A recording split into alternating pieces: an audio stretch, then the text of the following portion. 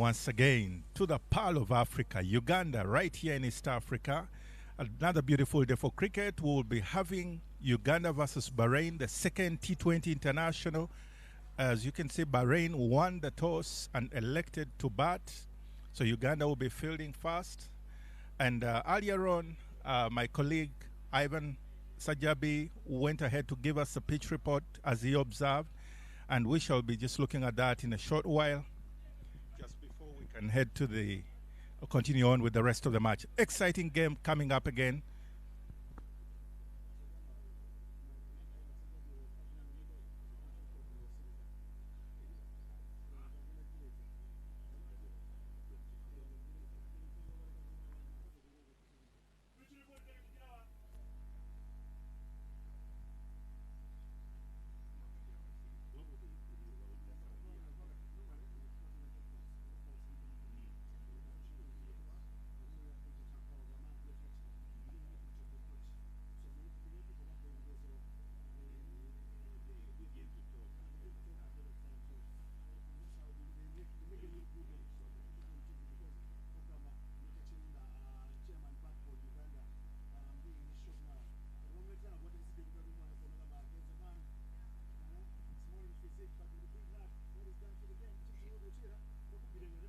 Nile answer match day number 2 of the bilateral series between Uganda and Bahrain. This is the second T20I. Team Uganda captain Riyazat Ali Shah and Bahrain skipper Ali Haider. The third of the day today will be Eric Wandera. Home team captain will get the coin from the umpire for the flick. Haider will call. Time for the flick. Head is the call. Head is on. And head it is. Haider, please come through. You've won the toss. What are you going to do? I am bat first. Yesterday you lost the toss. You were asked to bat first. Are you happy to bat first again? But his wicket conditions maybe last 20 hours and same wicket. Maybe his 20 hours play Bahrain team and next 20 hours maybe wicket up and down and slow. And his coach plan says batting first. And then tell me, yesterday's first win, how did your team celebrate the victory yesterday? Maybe not only win, not a series win. Maybe this match is very important and I will try my best. My team is full of confidence and my fast bowlers, my batsman already is a good. Team changes? Maybe one change is Suleiman not playing and Abdullah Majid Abbasi is playing. Thank you very much. Enjoy the game. Thank you. Riyazat, please come through. You lost the toss. Was it a good toss to lose, or what would you have done if you had won the toss? Yeah, we also wanted to bat first, but we don't mind bowling first. Of course, yeah, it's a slow track, and we played yesterday. It's the second game in this wicket, so it will get slow by the time. Yeah. Shortened game yesterday, 11 overs. Today you have a chance to play 20 overs. Does it give you more morale because you are more familiar with playing the full overs? Yeah, short of hammer can be anyone's game, and 20 overs game we are confident enough. We have a good team for T20 game. Yeah. Team changes in your squad? Yeah, one change. Joseph Baguma is in, and Kenneth Waiswa is out. Yeah. Thank you very much, and good luck to you in your match. The news coming out from the middle is that Bahrain skipper Ali Haider won the toss, and he said he will have a bat first.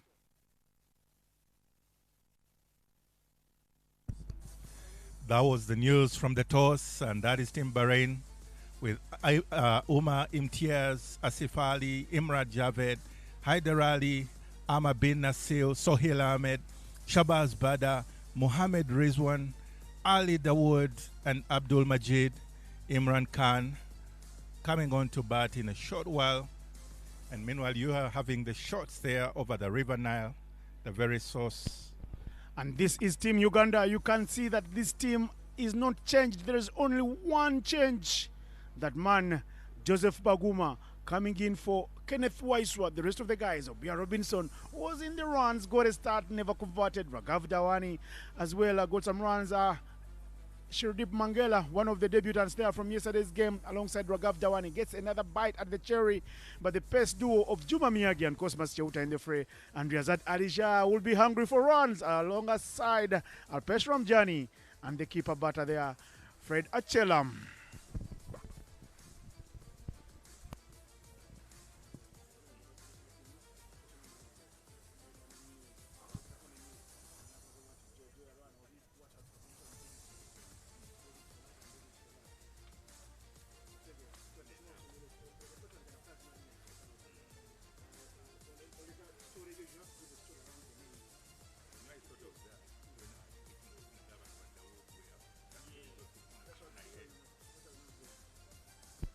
We'll be having the toss. We'll be having the anthems in a short while. Teams getting ready. But Michael, just tell us about yesterday's game. And if the producer maybe does have the highlights from yesterday, we can get those highlights to go through as Michael tell us about yesterday's game. Yes, Innocent. Exciting game yesterday. Of course, it was a reduced game, just 11 overs aside. But it was a wonderful game where, indeed, once again, Bahrain was batting fast, being able to post 97 in their allotted 11 overs for the day. Uganda chasing down that 97 ended up on 88 for 8, 80 for 8, and that was a story yesterday. But lovely game, yes, as we await the national anthems of Uganda and Bahrain. It's another lovely afternoon right here at the Ginger SS Cricket Oval. It's a bit of overcast towards the Kampala road end, but altogether it's looking to be a very good day of cricket, and it will be wonderful to see today. Innocent. I see under the teams there doing the warm-ups. Dinesh Kumar Nakrani taking some instruction from Uganda's high-performance coaching consultant, Craig George Williams, former captain, of course, of Namibia. And right there in your frame is that man looking so stylish, son of the soil, Robinson Oboya, shot number 82. You'll see more of him in the match. He's playing in a new role as an opening batter. It's going to be exciting, Michael. Whichever you look at it, the sun is out, and when the sun is out, it's cricket time. Another of the guys there who will be racing today, Kenneth Waiswa, in your frame, and that's one of the new faces in the team, Shodeep Mangela. He batted late order yesterday, but I tell you, he is a stylish top order batter. Whatever the conditions were, that man, Abe Sharma, will be under pressure to make sure that he gets the tactics right, the combinations inch perfect, so that Uganda can get into a winning mojo. You don't want to be losing 2 in a row against a visiting side, because you lose 2 in a row in the 3-match series, and it's done and dusted. The series are won. Innocent, indeed. Losing just like winning is a habit, so you want to develop the right habits. But here there goes Uganda's physio, making sure everyone is in the right shape, though he's giving some throwdowns there, and Team Bahrain too. They're making sure every senior and every muscle is in the right place, ready for another good bout of cricket, as it were, today. But nevertheless, Innocent, it will be a very lovely day to see some good cricket right here in Jinja, popularly known as the Stone City. But yes, a beautiful city of Jinja. Great place for you to come and tour from all over the world. You're most welcome, definitely, to Jinja. But we'll be going to the national anthems shortly.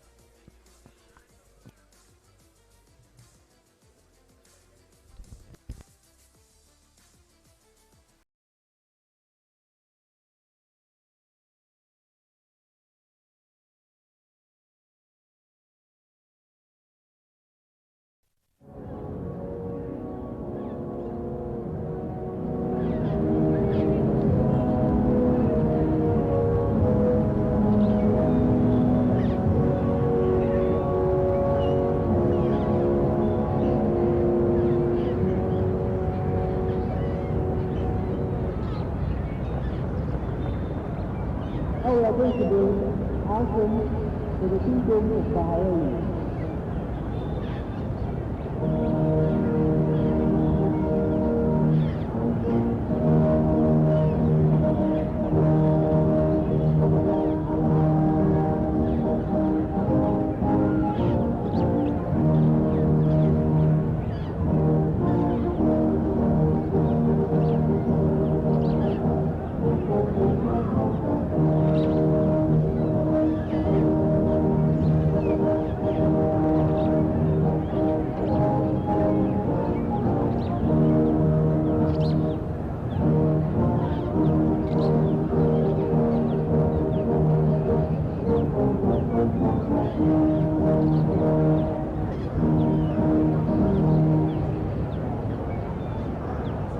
Thank you so much. Now we can go to the team photos. The team is arranged also for their photos, and the others as well can take their photos. Yes, sorry. Let us have the handshake before we go for the team photos.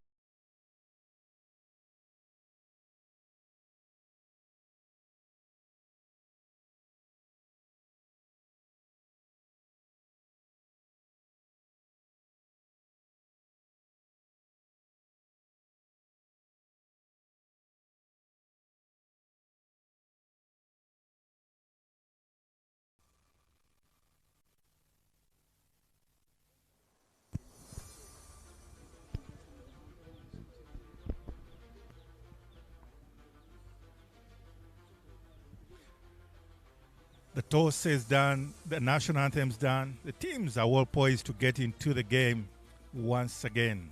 Second T20 international between the bilateral series ongoing between Bahrain and Uganda. Uganda, the hosts, of course, right here, the GSS Cricket Oval. Lovely ground. Many a player have grown up and have been able to go on to play for Uganda, just hailing from right here at GSS Oval. As you can see in the background there, number 82, Obuya Robinson, once again, is now the recent opener of Uganda, right here on his home soil, going to be representing his nation of Uganda. Interesting there, the umpires, Eric Wandera, Athaula, and Chintu Simon, getting ready for another wonderful game of cricket, all looking very smart in their UCA umpiring attire. I almost thought it was ICC innocent, but lovely, good to see. And of course, Bahrain very smart in their full red, as well as the Ugandan team in their preferred yellow. It's a lovely game of cricket ahead of us here. Wherever you are, if you can make your way to GSS Cricket Oval, you're most welcome to join us for this game. It's a T20 international, and it will be quite fast, high-paced, exciting, full of adrenaline. You would rather be here if you can. But in case you can't, thank you for streaming in live. Ugandan team also taking their team photo there just before the start-off can go on. But Uganda, of course, will be fielding fast. And they are the lovely-looking lads, strong and well-poised, ready for a good battle today. Many lessons learned yesterday from their performance, but they will look to improve and work on the many gaps and the different things that they have to put right. I'm sure the technical team, led by Mr. Abel Shama, has passed on the information. They've had a lot of soul-searching and looking deep into their focus as the game goes on. And there you are indeed, the Ugandan consultant Craig Williams and Abel Shama there in the yellow cape, and Team Bahrain having their final hurdle as well. Haider Ali marshalling his troops, saying, gentlemen, we already got one. We should be able to get another good one over Uganda. Nevertheless, the men in yellow are saying they have a good game today as well. So it's going to be a good contest of cricket altogether. That's Fred Achelam there jogging, the wicketkeeper. Welcome once again to this T20 international game between Uganda and Bahrain. And with me here, I'll be joined in the commentary box by Ivan Sajabi, Cyprian, exciting young man. Ora is able to do so many things. He's not a jack of all trades, but he is very handy and versatile in his approach. Ivan, you're very welcome. Flowers, well received, the mic, and I'm very happy to be back in the commentary box yet again. Very happy to be here. The sky is very bright and clear. Looks like we shall have some entertaining cricket here at this very venue. And I'm happy to be back again in the tourism city. Yes, the city of ginger, the source of the River Nile. There is again the troops of Bahrain being marshaled and getting some final tips on how to go about their innings. And there indeed, Athaula and Chintu Simon going on, leading on the umpiring. It will be an exciting game, Ivan. What do you think? Yeah, I think it should be an interesting game, Mike. Yesterday, Uganda fell short by just 17 runs, and it will be interesting to see how Uganda takes on the task ahead of them today. Tomorrow will be a rest day, and Uganda and Bahrain will be playing a 50-over match later on Thursday. Two umpires in there, experienced couple, Sharon Athaula with the Women's T20 Internationals in her name, but Simon Chintu has made a mark in T20 internationals for both the men and the women. Interesting to see how the action unfolds here. Yes, indeed, Ivan. You do mention that tomorrow is a rest day, and after that will be the ODI. The first ODI between Bahrain and Uganda, looking up to Thursday. And indeed, of course, it's in preparation for the upcoming World Cricket League B that will be happening in Entebbe and Lugogo come next week, starting on the 5th up to the 16th. Nevertheless, the business at hand today is a T20 international, Ivan. What do you think are the prospects of Uganda's top order the pace bowlers? Before I talk about the pace bowlers, Uganda has made a change introducing another spinner, a youngster, Joseph Baguma, who played in the World Cup for the Under-19 in 2022. He played impressively when he made a mark in 2022 at the Capricorn Series in Namibia, and today he will be playing the first match in this very tournament. But Juma Miyaji, very, very exciting yesterday, and Cosmas Cheuta. Though, based on the way I looked at the game, I saw as if Bahrain was so comfortable with pace. They loved those balls that we are coming quick to the bats. So, it would be interesting to see how Juma Miyaji and probably Cosmas Cheuta, the known opening couple for Uganda, take on the business in this match.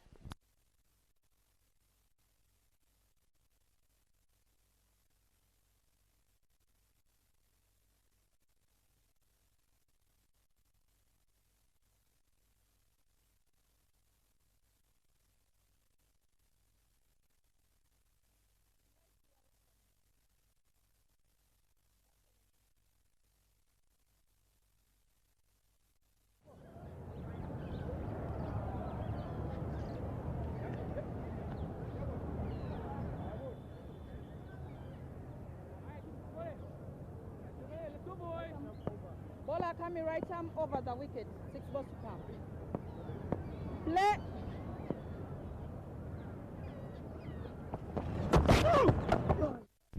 First ball, a dot ball right away.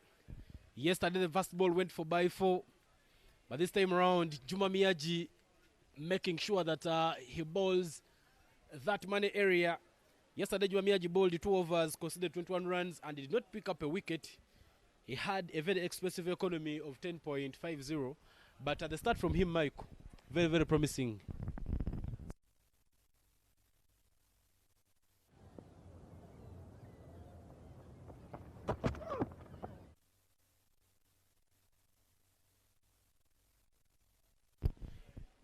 Well, Umar Imitiaz yesterday scored two boundaries. He left with 18 of 15 at a strike rate of 120. Very, very aggressive in hitting that power play. He opened the batting alongside Asif Ali. And Bahrain has maintained the same pair, opening the batting right there. Asif Ali was the highest run scorer for Team Bahrain yesterday. He scored 31 of 18 with a strike rate of 172, the highest in the match. This time round, that is took down towards third man, who is standing a bit wider. Cosmas Cheuta there with the collection, but the throw not very convincing. Just throwing it over the wicket keeper. Though there is some good backup to make sure that things remain silent here at Jinja Senior Secondary School Cricket Oval. Indeed, Cyprian, Ivan, you do mention the pair being unchained. Of course, as the saying goes, that horses for courses. And indeed, Asif Ali and Umar Imtiaz did a good job for Bahrain yesterday, opening the batting. And they will look to replicate the same performance today. However, Uganda seems to have its ideas as well. So it's a very good contest right now. Juma Miyaji puts one to the pass. That just falls. Oh, that was a chance created by Juma Miyaji, but Cosmas Cheuta not holding on to it at a short fine. That was supposed to be a moment for Uganda. Well, it looked a bit of some bat and pad, though the lack of excitement seems to suggest it might have just been... oh, it's actually off the bat. Interesting indeed. But yes, half chance there goes begging. But it's going to be definitely a good battle, little battle there in the middle between Juma Miyaji trying to overcome the top order bat. A no ball call there from the umpire, Sharon Athoula. Ali rewards there for Team Bahrain. Yesterday, Juma Miyaji still bowled a no ball in his 2 over spell. And this time round, should be a moment for Umeri to make sure that maybe frees up his arms to maximize at that one. It's definitely a point of reflection for Juma Miyaji, because that was a very, very exciting looking ball. Good pace on offer. But nevertheless, he has to bowl it again. He bowls it to the 4th stump and picks up a dot ball. Juma Miyaji Very, very brilliantly executed there by Juma Miyaji. Just replay there right on your screen, making sure that he gets everything off the surface. Well, Mike, I was out there for the pitch report, and the pitch was looking very, very dry. It has some grass onto it, but I believe the pace bowlers and spinners will all have something out of the surface. Certainly, some good offer on the pitch there. As you can see, Juma Miyaji generating some good pace and making Ume Imtiaz quite uncomfortable. A dot ball to end the first over. 3 runs coming off the first over of the match. Score is 3 for no loss after 1 over.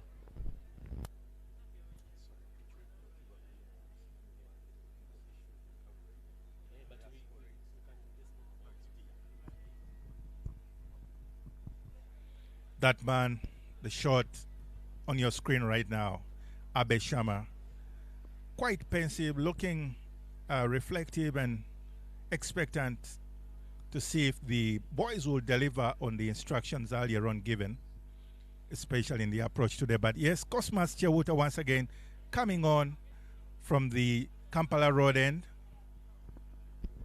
Well, Michael, looking at yesterday's game, the first over went for 11 runs. It was still bowled by Juma Miyaji, very, very costly in this context. But this time round, the first over has only gone for 3 runs. And Cosmas in, make sure that he gets it into the surface, popped up, but short of the fielder at mid-wicket. Good pace once again off the wicket is looking quite an interesting one. There is something for everyone. You just have to manufacture it according to your skill set and your abilities, plus a bit of some extra passion, that oomph that gets you across the line. But I agree, Juma Miyaji today, very, very more clinical. Despite the no ball, he's looking good for the day. Cosmas Chewuta bowls it well, but that is picked up very nicely. Should be the first boundary for Bahrain, and yes, confirmation. 4 runs onto the total for Team Bahrain. Asif Ali there applying himself and going for the lofted drive over covers. Great looking shot indeed. And giving Cosmas Chewuta to think about more than just the 4th stump line there. His dugout there applauding very, very appreciatively. Yeah, Cosmas Chewuta releasing that one short and wide, and giving Asif Ali room to open up his arms. Cosmas Chewuta was the most economical bowler among all the bowlers that bowled for Uganda yesterday. He had an economy of 6.50, bowling 2 overs, conceding 13 runs, and he picked up a wicket in his 2 over spell. Good comeback there from Cosmas Chewuta, beating just the bat there, opening up the bat a little bit more, and wicketkeeper excited to take that good carry as well.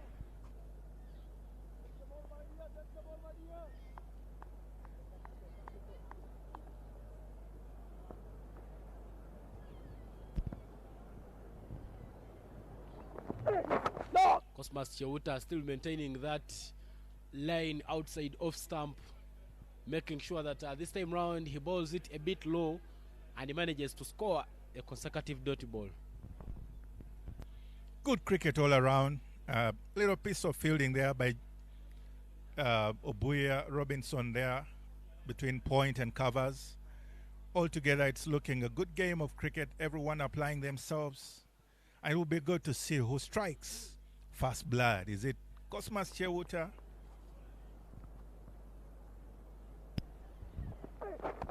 That is flicked straight to a fielder there, backwards of the square, and the catch is taken. Dinesh Nakarani makes that catch look very, very easy, and the commentator's curse follows Asif Ali. Just as soon as my mate here, Michael, talks about who strikes first, Cosmas Chewuta raises up his hand. Well, Ivan, it's interesting to see, but Asif Ali didn't seem to be so comfortable around Cosmas Chewuta. He seemed not to be flowing in his rightful pace as he did yesterday. But yes, that brings his demise as Dinesh Kumar Nakrani takes a beautiful catch. Seemed to be very routine, but good pace on offer there, good bounce and lovely catch at the end of the day. Well watched by his selector there, waving to him. Nehal Bibody saying, well done, lad. Probably that gives you a chance of being on the team anyway. Uganda striking very early, 7-for-1. New man in for Team Bahrain, Imran Javed, who scored 26 of 18 yesterday with the highest strike rate for Bahrain. I beg your pardon. With a strike rate of 144. Is in. He swings right away, but he misses. Good length there from Cosmas Chewuta. End of over number 2. 7-for-1 is the score.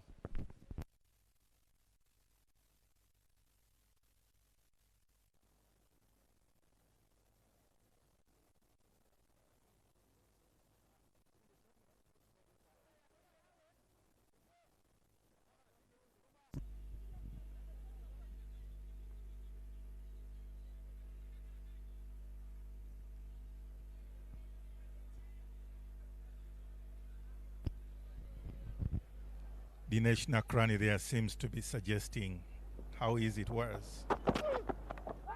And Juma Miyaji has the second strike of the day. Brilliant from the 2 strike bowlers of Uganda. A good length there from Juma Miyaji. Top line.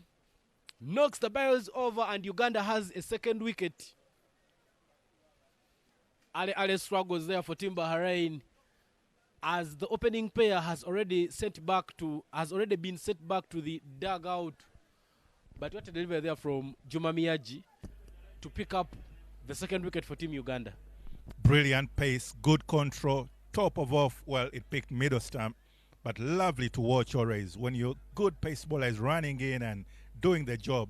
A hint of in-swing there, a bit of off his pads, but altogether brilliant ball well bowled. Juma Miyaji there striking for Team Uganda, just getting that sharp in swing, and he picks up a second wicket for Team Uganda. Bahrain are now 7-for-2. Other struggles for them here at the Ginger SS Cricket Oval. The captain looked like he had made a very confident decision to bowl first. To bat first, but other struggles for them, and there is a change in the batting lineup there as Sohail Ahmed comes in.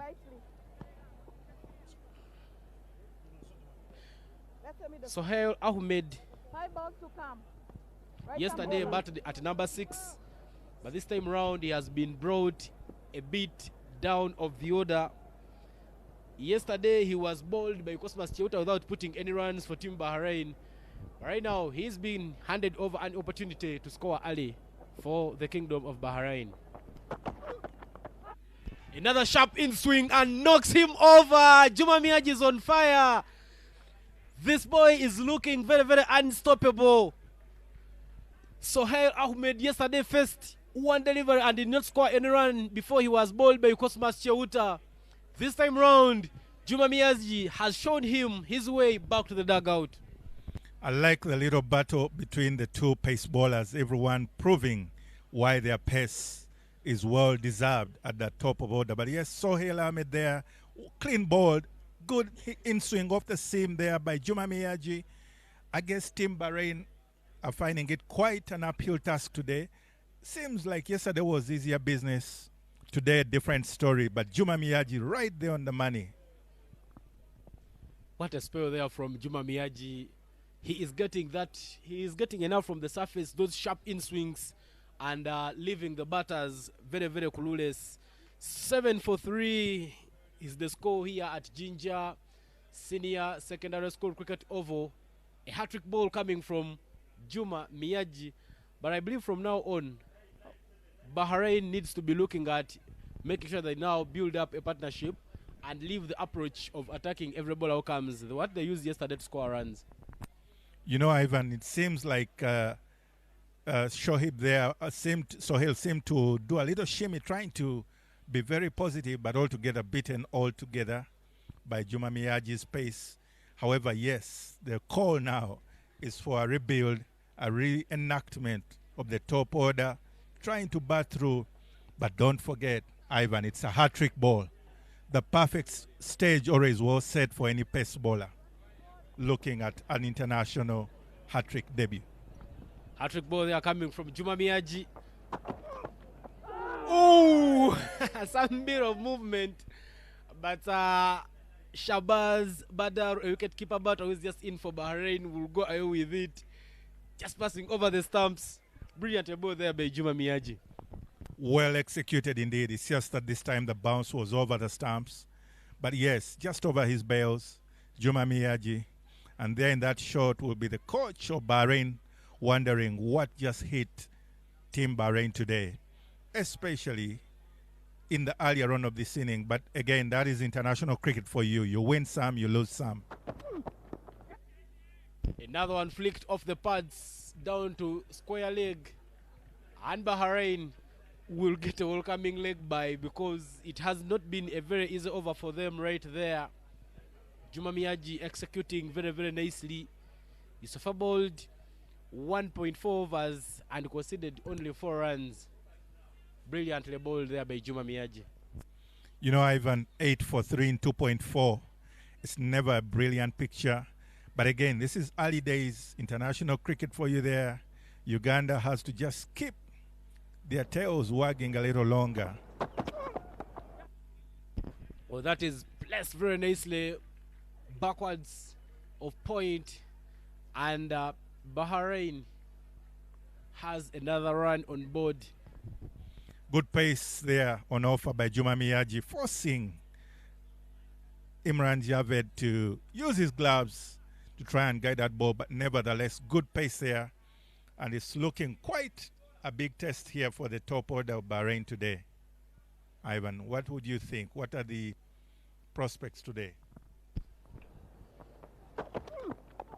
Well, Juma Miyaji bowls it to the surface, but that is put in the gap towards mid-wicket, and a single is scored. Well, Mike, as you say, what's my prospect as today? What Bahrain needs to be doing here is to make sure they build back into the innings. 2 new batters out at the crease. Imran Javed with 1 off 2. Shabazz, the wicket-keeper batter, with 1 off 3. They need to be building back the innings for Team Bahrain. But 10 for 3 is the score after 3 overs.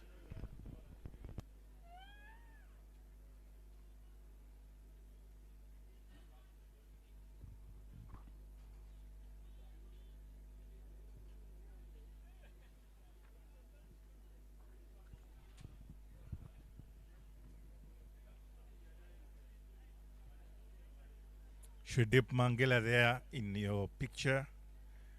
But yes, Shabazz will continue to try and rebuild a little inning here, a little partnership, I beg your pardon, with Imran Javed. But nevertheless, you kind of almost feel the palpitation by Team Bahrain. Their hearts literally beating out because, yes, this is quite an interesting day of cricket. That is bowled into the surface, and it is worked down to the onside in the gap, and Bahrain has another run to add, make it 11. Cosmas Chewuta, his first over went for only 4 runs, and he is back. He already has a wicket in his pocket. He is just hunting for the second in this match. Good battle there between the pace bowlers and the top order of Bahrain. Morally, Team Uganda may feel like they are almost winning it, but there's still a lot of work to do because these top order batters, the top order batters seem to want to offer a lot more than one shot at a go. But again, Team Uganda also wants to get a stronghold on the game earlier on. Yeah, but with the exception of the 3 wickets that Bahrain has lost, a power play in any T20 match or in any match should be a time for you to make sure that you capitalize and you score as much as you can. That's why we see the approach there from the Bahrain batters, Imran Javed and Shabazz, very, very clear. They want to take on everything to make sure that they keep the scoreboard ticking, because 11 for 3 is not really a nice looking card. Agreed, it's good to step up the run rate, but nevertheless, now their bigger concern would be the right-hand column of the wickets, because 3 wickets in 3.2 overs means they're almost losing a wicket every over. And quite a concern there about Cosmas Chewuta's arm having a bit of a strap up of, I would want to call that cream, not necessarily white, but, you know, holding a white ball. Could it be the magic that he has today? Surprising that the non striker, but Shabazz brought that concern. Cosmas Cheuta creates another chance and it is taken there by Alpesh Ramjani. Mike just talks about Bahrain using a wicket every over. 4 wickets so far and we are into the 4th over. Uganda has gotten the 4th wicket. 11 for 4 is the score. Ali struggles there for Team Bahrain as the wickets are tumbling and falling in quick succession. Boys in yellow, they are buzzing as the red seems to be crestfallen there. Sohail really trying to hit himself out of trouble and he ends up only gifting it to to the point. Whoa, that catch was nicely and calmly taken. The boys in red and yellow look to be meaning business as Imran Javed makes his way back to the dugout. Not very big contribution from him compared to yesterday where he had a brisk of 26 of 18. But the captain for Team Bahrain, who scored only 4 of 8 yesterday, Haider Ali, will be the new man in to make sure that he tries to stable the boat. Uganda's physio, they are putting the equation right, though Bahrain may feel a little undone because the damage is already done. Cosmas Cheuta picking a wicket there, but yes, the strapping has been turned to black. He's a good, interesting, tall lad, having a bit of an injury but still doing the business for Team Uganda. Quite a sportsman there. Big heart for Team Uganda.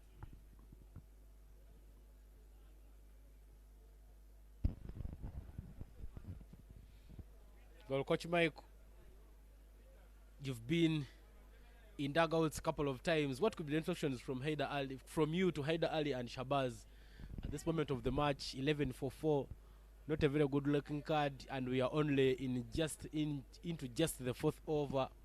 What could be the message? Well, Ivan, as you mentioned earlier on, it's good to take on a power play, but once you lose 1 too many wickets, it's good to always rebuild because at the end of the day, cricket remains cricket, even if it's T20. And I'm sure Haider Ali as captain will look to steer his ship clear away from these murky waters because as it stands, the storm that is Uganda seems to be overriding Team Bahrain. Lovely pictures there from the students also as Haider Ali seems to go through his rituals, making sure he brings out his Majo and everything within him to try and bring back Team Bahrain to the game. Haider Ali right there in your frame. Captain coming a bit early, but he will be looking at making sure that he stables this boat, which looks to be sinking at the moment. The 2 pace bowlers for Team Uganda both have a couple of wickets each. Juma Miyaji has 2 wickets and Cosmas Cheuta also has 2 wickets. Balls it into the surface, a bit of tap there from Haider Ali, the 27-year-old, but he just doesn't manage to find the gap. Haider Ali has a total of 890 runs in T20 internationals with the highest score of 62 and a strike rate of 116. He's batted in 50 matches, he's batted in 46 innings, and now should be a time for him to show that he can stand up and get counted in a very crucial match, which has ranking points for Team Bahrain here at Ginger SS Cricket Oval. Good contest there, but good days today. These are some of those lovely memories that the pace duo of Uganda in Juma Miyaji and Cosmas Cheuta, they would want to look back to. Having gone for a few yesterday, especially Juma Miyaji, it's a great comeback today and a display of the real sportsmanship and the great athletes that they are. The first one for Cosmas went for only 4 runs. Last delivery of this one. Bowls it to the 4th stump and picks up a dot ball right away. A very economical over there from Cosmas Cheuta. He's just gone for 1 run, picked up a wicket and bowled 4 dots. But end of the 4th over, 11 for 4 is the score.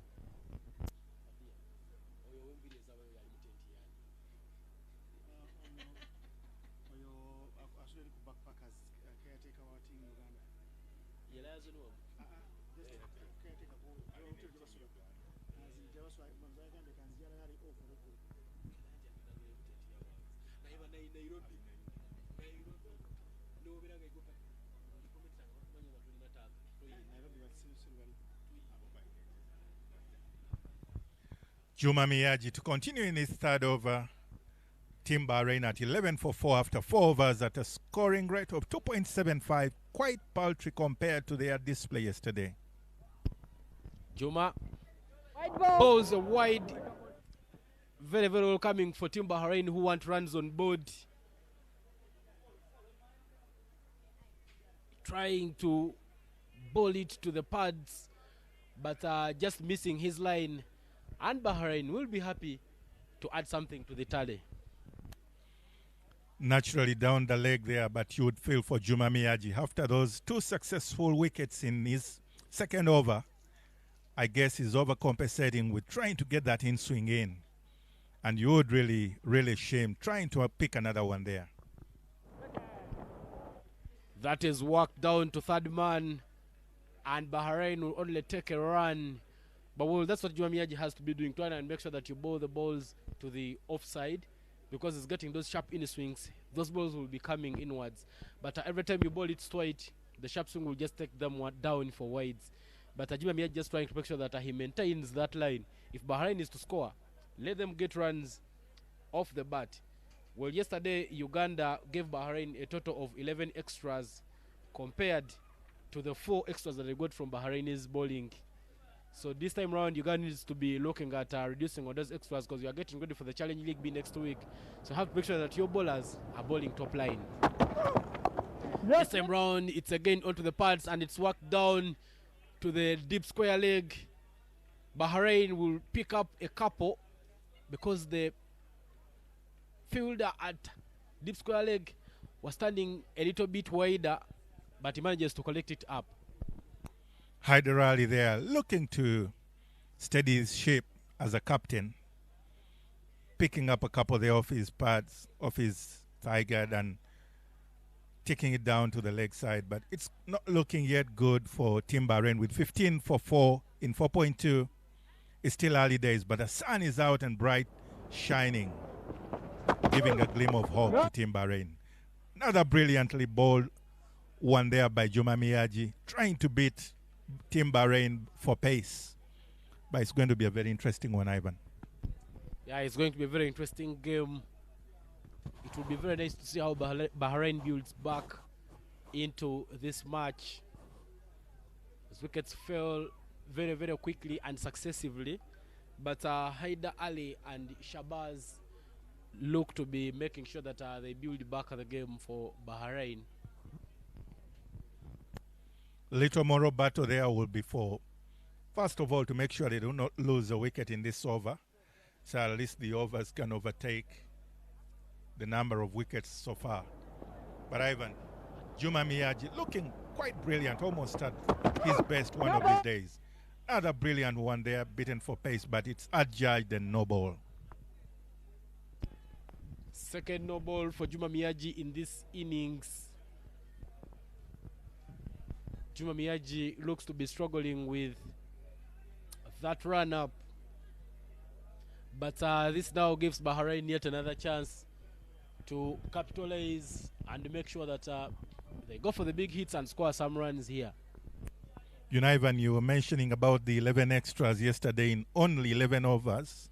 I hope it's not the same kind of attitude today that Team Uganda will look to give away extras as well. But Juma Miyaji seems to be distraught with himself, wanting to be good and to do good by Uganda today.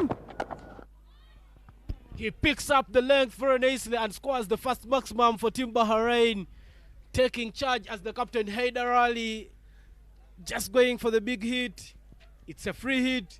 It's a hit me ball, and Hyder Ali has it to the banana plantation side of Ginger Cricket Oval.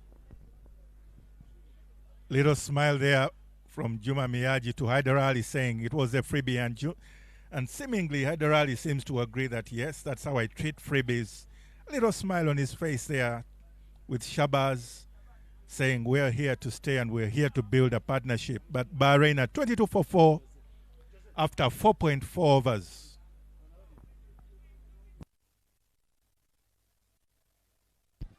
A nice looking shot there to give Bahrain the first maximum of the match. Very, very brilliantly executed there.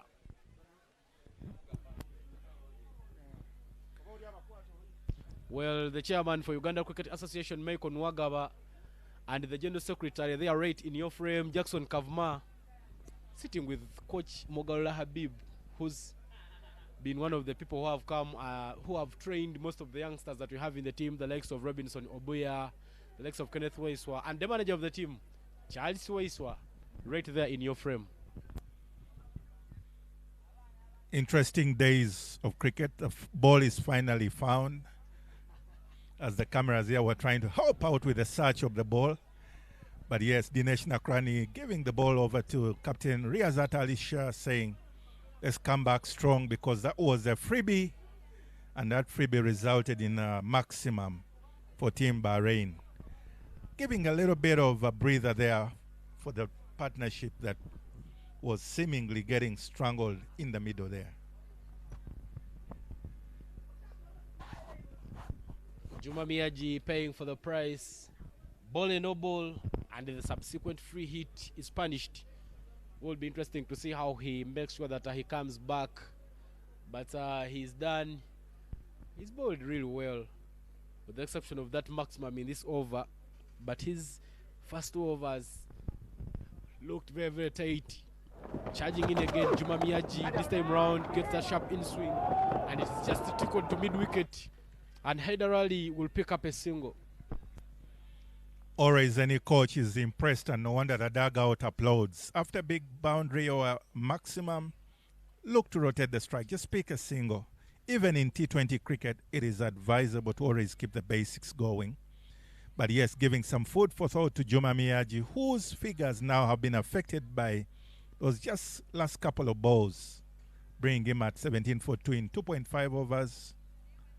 Nevertheless, he has to still bowl through very strong. This time round, Juma Miyaji just maintains his line, picks up a dot ball, and ends the penultimate over to the power play. 5 overs have been bowled, and 26 for 4 is the score.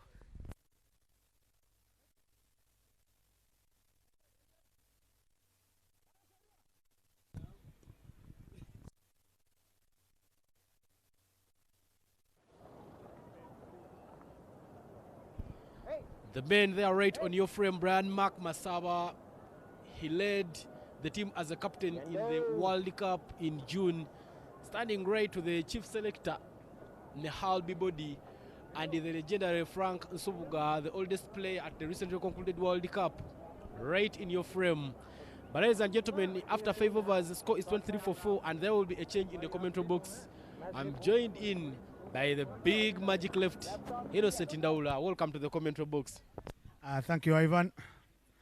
Nice to be here. Nice to listen in as you guys run the roost.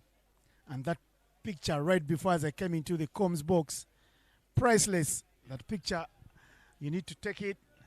If you're on the YouTube channel of Bahrain Cricket and following the live stream, please rewind, pause, take that picture, because it will cost you $1 million not a few years from now, when all those two men have called it a day playing for Uganda, alongside arguably the best ever batsman Uganda has ever produced in Nehal Bibodi, who is the chairman selectors. Frank Nsubuga is captain the side, and is looking very unfamiliar behind the shades. It's not every day that you see Frank Nsubuga wearing shades. But here is Alpesh Ramjani. Starts with one right in the block hole, asking the driving license from Haider Ali. Haider Ali just keeps it out. Haider Ali is a guy who loves to play wearing a smile on his face. A wily captain. He's already made friends with Rizat Alisha. Half tracker, hit down the ground, chance to stop. Cosmas Cheuta bears it all, sprawling all over the ground. And fine stop there from Kosi. Well, yesterday Alpeshram Johnny bowled 2 overs and he conceded 14 runs, but he picked up a wicket for Team Uganda and completed with an economy of 7. This time round he comes in early, he comes to bowl in the last over, he comes to bowl the last over of the power play. Should be interesting to see how he tries to make sure that he keeps it tight and quiet for Team Bahrain.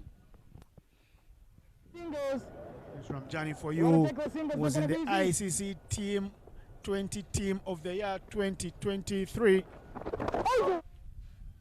Another run tickled off his legs there by Shabazz. And Alpesh Ramjani not only doing that, but he did also make it to the top 4 nominees for Cricketer of the Year, alongside people like Mr. Virat Kohli. Pulled with strength, pulled with power, it's in the gap. It will roll away for a boundary. Making hay is Haider Ali.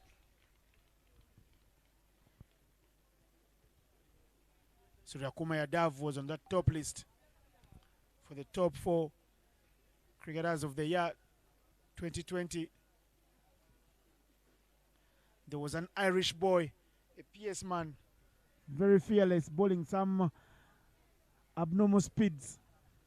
And there was a New Zealand on that team as well, on the selected nominee, the 4 nominees, the elite panel of the umpires, commentators of ICC selecting that list. This is cut very hard. Back-to-back boundaries. Alpesh Ramjani bowling it all over the place. And he's being cleaned up here nicely. Hit for a boundary on the onside and hit for a boundary on the offside. That is poor bowling from you, Alpesh Ramjani. The replay there right on your screen, just playing it between the cover fielder and the point fielder. And the boundary there scored for Team Bahrain. The partnership of Haider Ali and Shabazz trying to make sure that they stable the ship. They are now trying to make sure that they build back into the game. Oh yeah. Peshram Jani this time round maintains his line and length to bowl the last delivery to end the power play of the match. 6 overs gone and 33 for 4 is the score.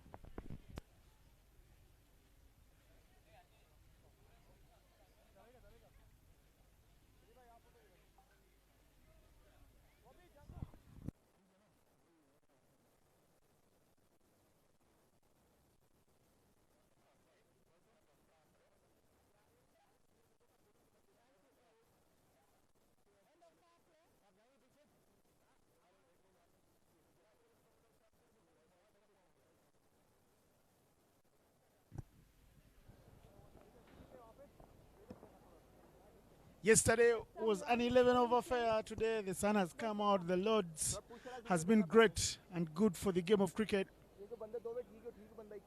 And Dinesh Nakrani get a chance to bowl from the school end. An effort from Rizat Alisha.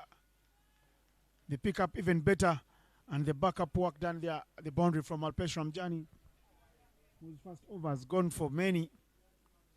Would have loved to keep them a little tight, but he went for 10, the most expensive over for the innings so far, barring that one bowled by Miyagi Juma that had a no ball in it. He's Nakrani from the school end. The cutters already coming through on his second delivery. Nakrani has played 60 T20Is for Uganda. This is number 61, and he has bowled in 50 of those. I beg your pardon, he's bowled in 55 of those, and he's picked up 68 wickets with those best bowling figures of 6 for 7. To tell you, he picks up a wicket and a half almost every time he does play for Uganda. Yes. Tickled round the corner. Does this one run away the boundary? Alpesh Ramjani putting in the yards, and what a fine stop from the man. They want a 3rd run. Look at this running, real good running from Shabazz, who says, I'll go to the danger end where the keeper's gloves are. And he's home safe and dry. This partnership between Haider Ali and Shabazz Badar, the wicketkeeper Balt, trying to make sure that they stabilize things here for Team Bahrain. They're trying to make sure that they build back the game for Bahrain. But you can't rule out the fact that yesterday National Karani was the best bowler for Team Uganda with 3 wickets in his name. His cutters were paying off. And this time round, he will be looking to bowl it a little bit tighter to make sure that he compensates for Alpesh Ramjani and Juma Miyaji's last over.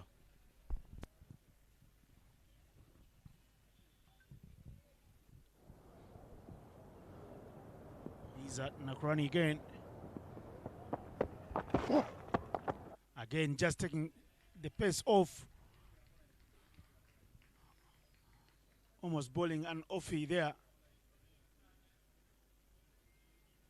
Would like the batsman to play some rushed shots.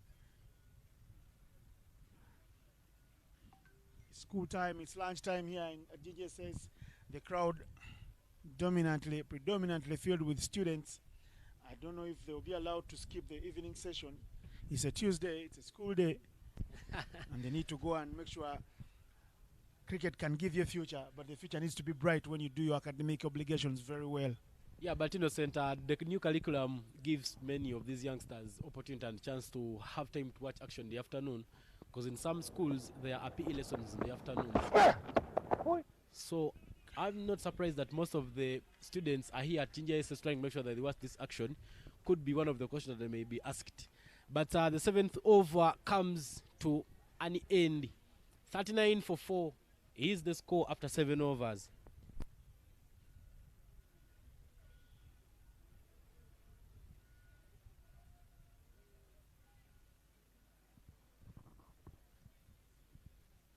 Sharon Atola there standing in her first men's T20I. History day for her. She will never forget the men in red, because she will remember when they came to Uganda and were driven to Jinja. She had a chance to stand in her first ever women's T20I. Sharon Atola, of course, is the lady umpire from Uganda. She did play for the national team, the Victoria Pearls. A hard hitter, or call her a last hitter of the ball in her heyday. And one who hails from a cricketing family, the brother Geoffrey Nyero. No one will remember the name Nyero, but recall Job. And Michael Abala did play for Uganda at the under-19 level. So she is in good hands. She's in a safe place. Sharon Atola, of course, not to the umpire on your screen. That is Simon Chintu, who is earned already his stripes all over Africa. Sharon Atola will be standing at their square leg. But dot ball first up for Alpesh Ramjani, who went for 10 in his first. Starts with the dot ball. This time round, that is cut powerfully. But there is a man in the deep, Riyazat Alisha, the captain of the side. Bahrain will run very quickly and pick up a couple. Bit of yes, no call there between the two batters. But in the end, they managed to pick up a couple.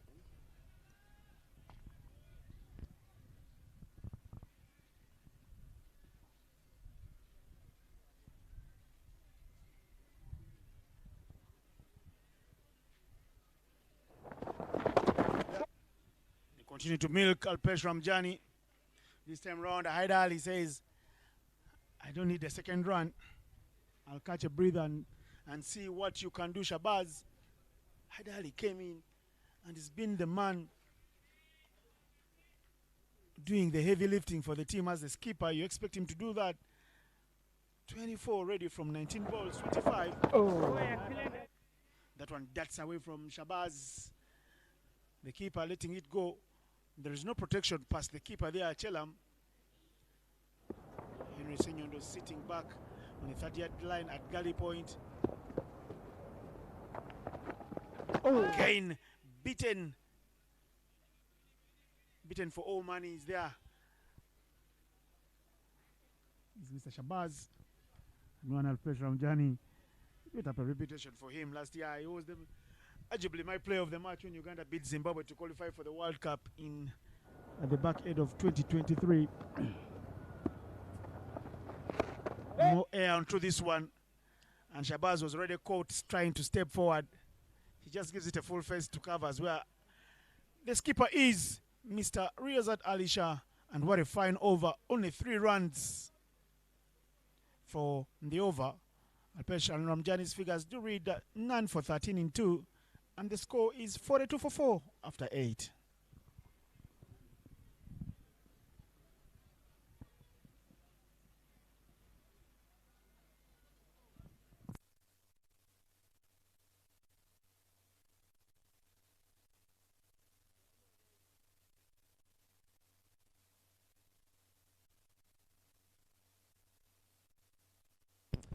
Haida Ali there with a strike rate of 131. He has 25 of 19, trying to build back the game with Shabazz Badar, who has 6 of 13. Haida Ali came in when Bahrain was 11 for 4 after 3.3 overs. But since then till now, he's tried to make sure that he stables the ship for his side. Uganda will take a change in the bowling attack as the big left-armer, Henry Senyondo, gets hold of the ball from the school end. Big H. Henry Senyondo into the attack from the school end to replace Dinesh Nakrani. Yesterday the openers, especially Asif Ali and Imran Javid, took a liking to Senyondo's bowling, and they were playing some audacious shots, unbelievable shots that were played. While they looked like they were cramped for room, they managed to get big sixes. 3 of them scored off Senyondo's bowling. And look at Senyondo there, look like he would love to shed some skin. The man who's made shot number 4 ever so famous in Ugandan cricket, been playing for a while from his under 19 days.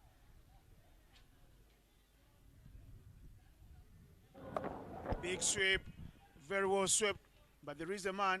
Maximum runs they can only get from that beautiful shot is 1.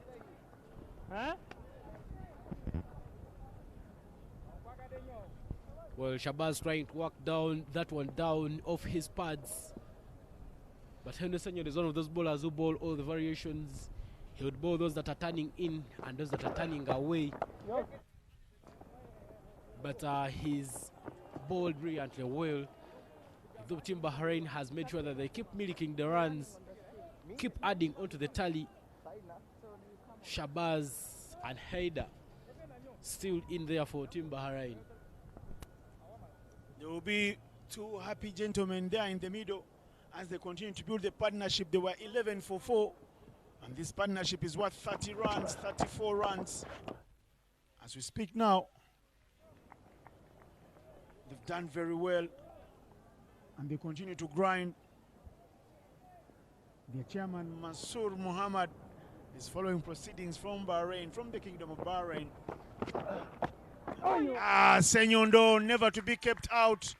Commentators should say, I was just speaking about the partnership getting to 34, 35 runs. But look at what Senyondo does. He uproots the middle stump, and Uganda celebrate a 5th wicket of the match. High fives all around. And Uganda keeping things very quiet here in Jija on a beautiful Tuesday. Yeah, Shabazz Badar caught playing on the back foot. He went back trying to look for room, but got beaten by that sharp turn from Henry Senyondo. A half of the batters for Team Bahrain are already back to the dugout. Shabazz Badar leaves with 7 of 17. And Uganda celebrates yet another wicket.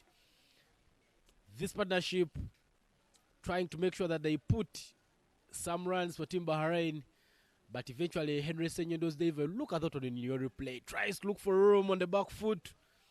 Bahrain loses a wicket. And the partnership of 34 runs comes to an end. They dismiss again. And look at that. You don't want to listen to the sound right behind the stumps when you're a batsman. Ugly, ugly stuff. You only look away, walk away, and hope for better in future. Because there is a game to play on Thursday. It will be an early start because a limited overs affair. 50 overs on card, a precursor of what we will expect and what lies in store when the Challenge League B does start on November 6th at Logogo. If you're Ugandan, if you're Singaporean, please do turn up at the unofficial, all official home of cricket in Uganda and come catch Uganda versus Singapore. Good things, it is the only fixture on card and you have no excuse to miss. Because the fans have come in from different walks of life. It's a working day, some are working on phone, but they're watching the cricket as well here at Genius. So you tell a friend to tell another friend to bring a friend and to come round and watch the action.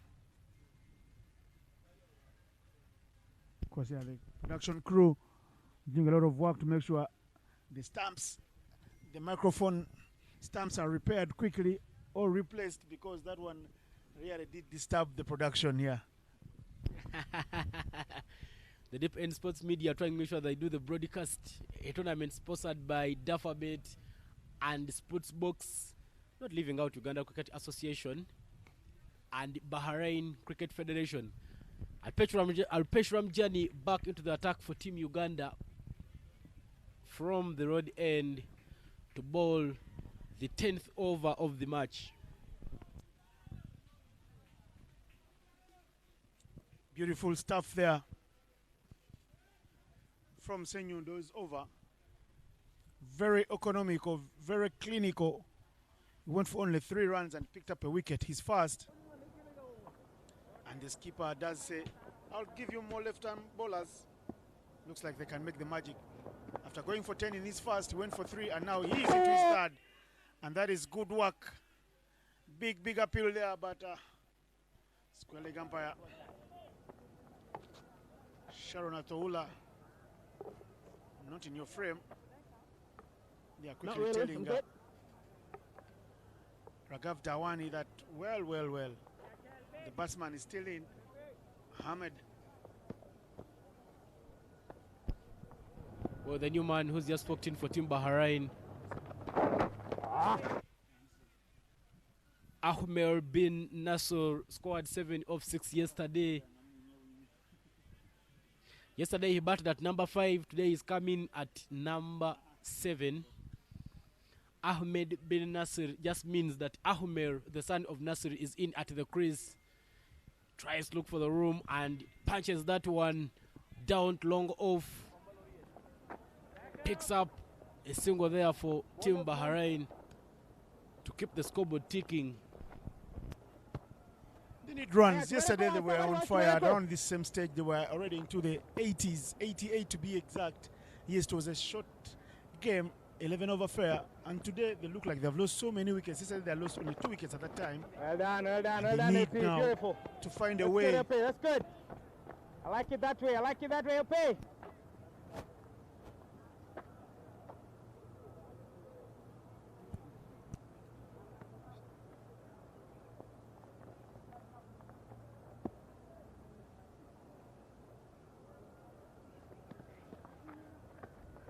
Oh. I like this.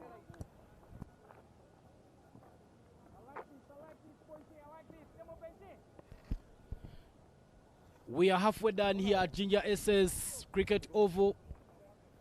The beautiful city of Ginger, a tourism city where you would find the source of the longest river in the world, the source of River Nile.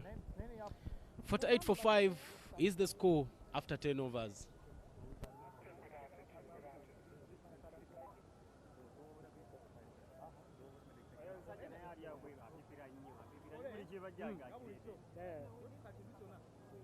We never discussed about we never told them about that.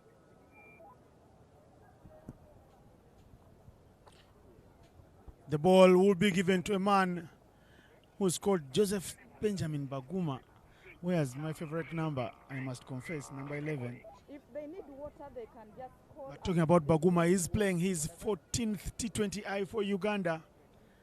He's one of the reserves for Team Uganda for the Challenge League B, but is the only change in the team from yesterday's loss, the 17-run loss to Bahrain. And what a time for him to come in to bowl at the halfway stage with the scores on 48 for 5. There is another change in the comms box. Michael Ndiko is in the building. Good afternoon, Mike. Good afternoon, Innocent. Lovely day of cricket. I always love to see that bright, blazing sun. And it augurs so well with the yellow of Uganda, the golden yellow of Uganda. But yes, Joseph Baguma, proud Ugandan, going to be the bowler from the school end. Right arm off break at only 19 years of age. He had his debut in 2022 against Mozambique. He'll be coming on, bowling to the experienced Hyder Ali, who has just lost his partner in the middle there, Shabazz. And it's going to be an interesting experience for Joseph, because Hyder Ali seems to be in the mood to get the game going once again. Hyder Ali, good hands, good wrist work from him. Just manages to tickle it round the corner for a single to rotate the strike. That's exactly what they need to keep the scoreboard ticking. Slightly away. That's your leg stump. Gripping the ball there very intently and 5 to come. seems to give it away to the batter that I'm coming at you with this elaborate off spin. But altogether, yes, Joseph Baguma, exciting ball there to Amar, and Amar tickles it down onto onside for another single.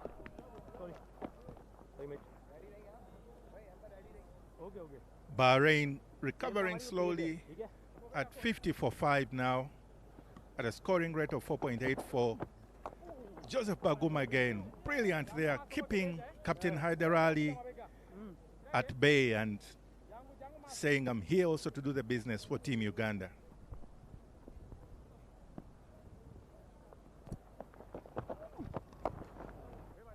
Again, Hyder Ali, some wrist work there, clipping it to mid-on. The captain there sending out fielders, 5 of them out of the arc. More runs on offer.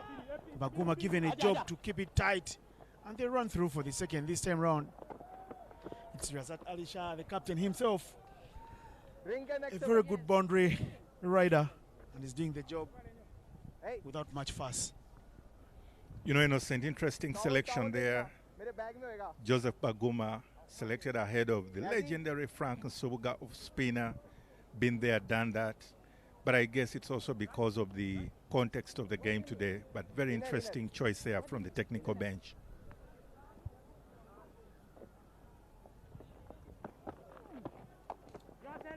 Baguma has a chance to stop that one. He's not able to dive across the wicket. Instead, it's another single. And that's the over.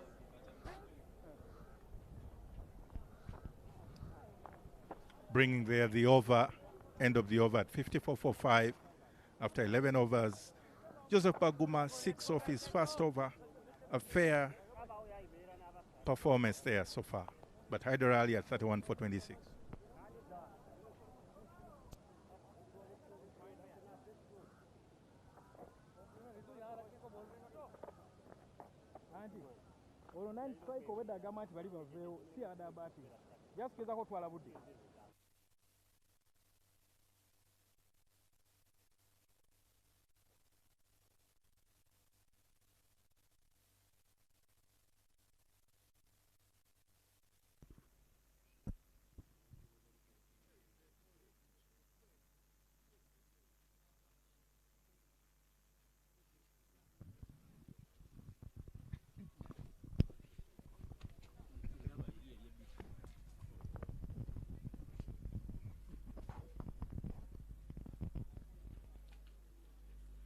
Ahmed Bin and Hyder Ali there trying to rebuild the partnership again, having lost their other wicket at 45. And Team Bahrain will definitely look to try and reach the 100 mark first of all before they can set. But Henry Senyondo coming on, and with that also is another change in the commentary here. We'll be hearing the voice of none other than Cyprian Ivan Sajabi. You're welcome. Big swing that is played up and played in the gap. It takes some time in the air, but it bounces once. Oh, it just bounces behind the ropes. Confirmation of a boundary there, a maximum there for Team Bahrain. A nice shot there from Henry Senyundo, who has just changed the bowling sides from the school end to the Ginger Road end. But what a good pickup shot there. He picks up the length very, very nicely and sends it over the boundary for yet a maximum. Just sailing over there. But Henry Senyondo with more work to do. And indeed, he strikes. That's the very purpose for which his captain brought him back from the Kampala Road end. Ivan. Well, Ahmed bin Nasser doesn't look very, very happy. He looked like he was becoming so comfortable scoring. But this time round, he's trapped. LBW by Henry Senyundo. And he will have to make a long walk back to the dugout. Uganda has another wicket.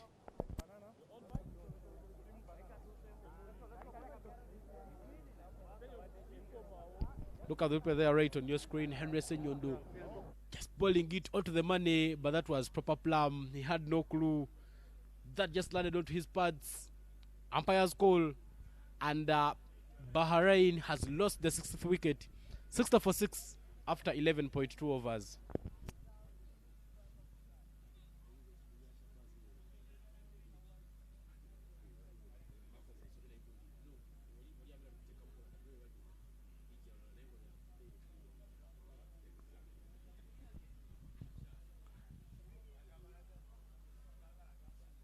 And with Shabazz, with Ahmed being off, it brings in Abdul Majid for Team Bahrain at 60 for 6. It's looking dicey, Ivan. Quite a different ball game today. And a different experience, but the sun is perfectly shining over the GNSS Cricket Oval.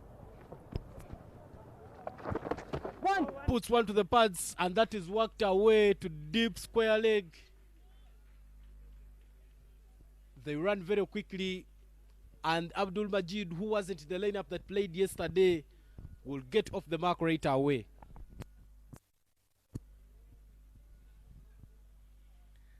Hyder Ali has to get onto another quest of rebuilding this partnership with Henry Senyondo again at the Kampala Road end, darting another one in, and well fielded there by Henry, or rather well backed up by his captain there, by Riyazat Ali Shah.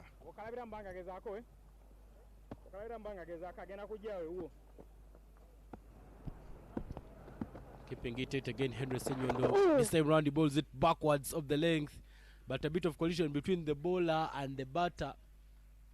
Well, that is an area for the bowler. If you collide with one and you run out, I believe the umpire would be very happy to signal out. But they managed to take the strike again to add something to the board and make it 62. Last delivery for Henry Senyundo to complete his second over of the match. And he manages to pick up a dot ball to end the over. Abdul Majid with 1 of 2. Well, Hyder Ali, the captain for the side, who has stood up to be counted, has 32 of 28. And 62 for 6 is the score after 12 overs.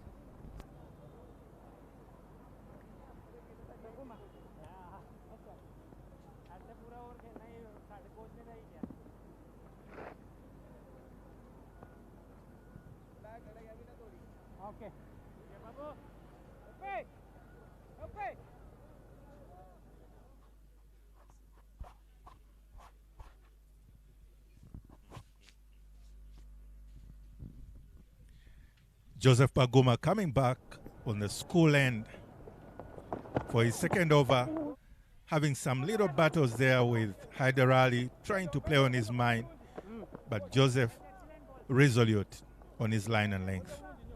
Well, Baguma's first over went for only 6 runs, and is just yet to pick up a wicket. But he manages to bowl a tight lane despite the fact that Hyder Ali tried to scare him out. Just remained commitment to his line and manages to pick up a dot ball. This time round, he will be passing right arm around the wickets for Abdul Majid, the left-handed batter. Balls it to that line of the fourth stump. Abdul Majid goes for a big swing, but that just doesn't get to the bat of Abdul Majid.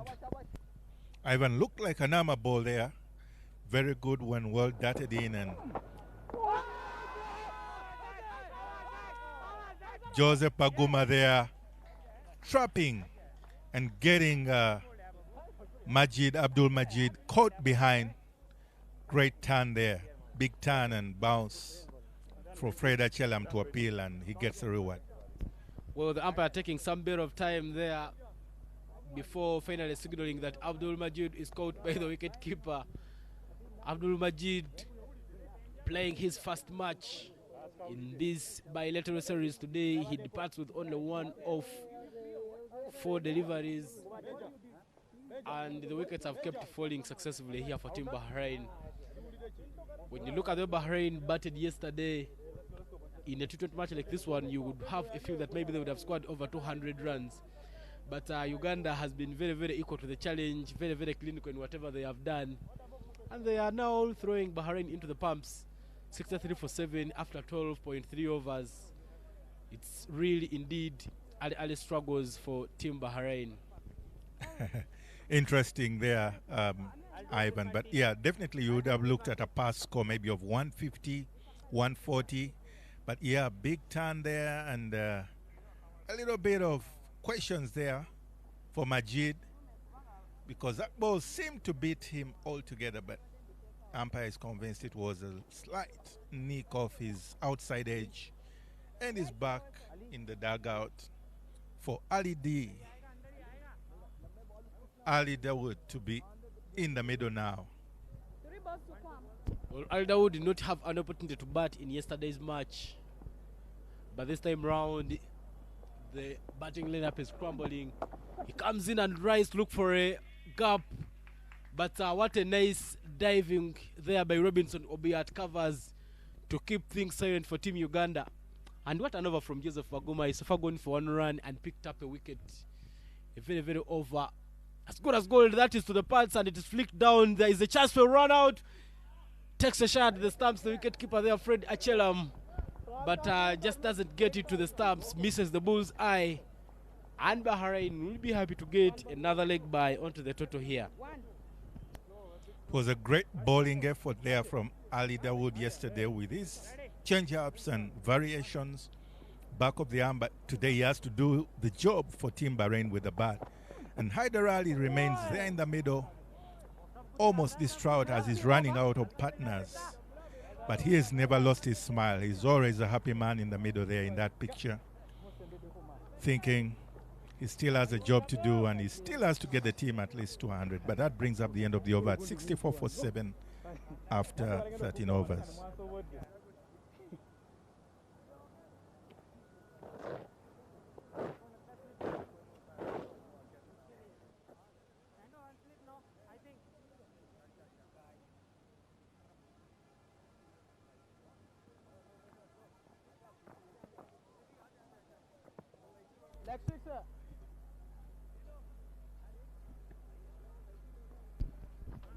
Big H will be back to ball for Team Uganda from the road end.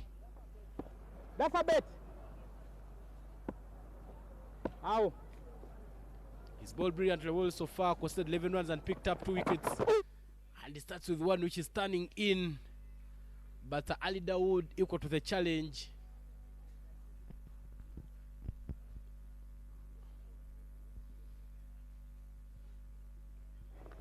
Uganda trying to well, that beats him. Brushes out his pads, but the loud appeal there is responded by a no-out call there from Simon Chin to the umpire. Big turn and bounce from Henry Senyondo once again. And he darts one in, trying to go for the LBW trapping. Good cricket there from the always dependable 31-year-old Henry Senyondo. Very experienced young man at this stage of the game. He looks for the gap, but can't find the gap. Fourth consecutive dot ball for Henry Senyondo. Henry Senyondo trying to dart balls in and pushing Ali Dawood back to the back foot and not allowing him to get it into the gaps. 5 dead balls so far from Henry Senyondo with only one delivery to complete the over. Could we see the first maiden in this T20? And yes, we would see one. Very, very economical there from Henry Senyondo. He so far bowled 11 overs. Picked up, I beg your pardon, he so far bowled 3 overs, considered 11 runs, picked up 2 wickets, and he's bowled a maiden. 64 for 7 is the score after 11 overs.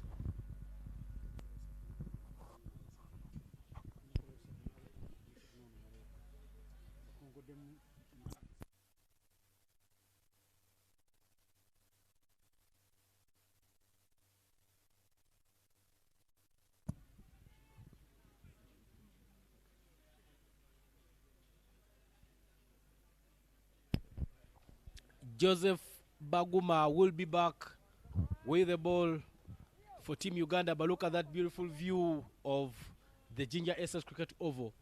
We will take a change in the commentary box as I am joined in by Innocent Ndaula. Harry back to be at a good time. Ginger looks like a very small city, but I can tell you the traffic I have run in Ginger. My smartwatch says I've done enough miles for the day. I could as well go back and swim and sleep. But well, Baguma here getting and making use of the chances gotten today into his third over now. Big swing, big hit all the way next to Answorth Hotel somewhere down there. Big hit from that man who's been on fire, Haider Ali. Once he's in his zone, he will go. Well, Haider Ali just getting down to one knee. Look at that one. He picks it up with a lot of power. Innocent, I think even a miss hit would have gone way miles. But what a hit there from Haider Ali. He's the captain for the team and he stood up to be counted. 39 of 32. He's made sure that Bahrain gets to a total they can fight around with. This time round, that's the finest of ages. It will roll away to the boundary. Oh no. And oh yes, it is 4 runs to the total of Bahrain and the total over Haider Ali, who is disturbed and spoiled Baguma Joseph's figures. Baguma had bowled 2.2 overs for 7 runs. And now, after 2.4 overs, he's disappeared for 23. It's the runs they need and the runs that Mr. Haider Ali is looking for. He came into bat at 4 down, number 6, and is the only man who's been able to get a hold of things here. He's had all the answers to the questions asked by Uganda's bowlers, and he moves on to 43 from 33 balls with 3 4s and 2 6s. This one is hit straight to the man in covers. Fine stop from Robinson Obuya, who has been given the covers.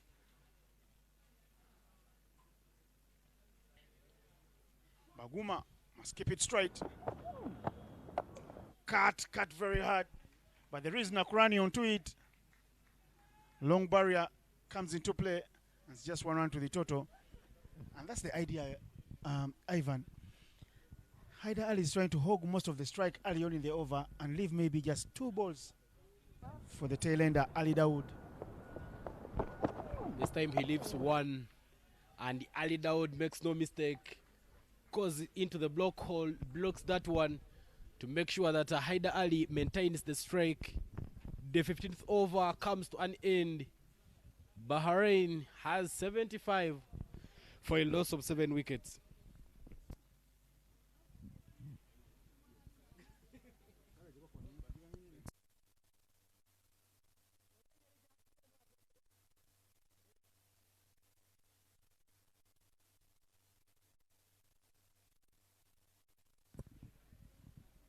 Beautiful sights and sounds of Ginger.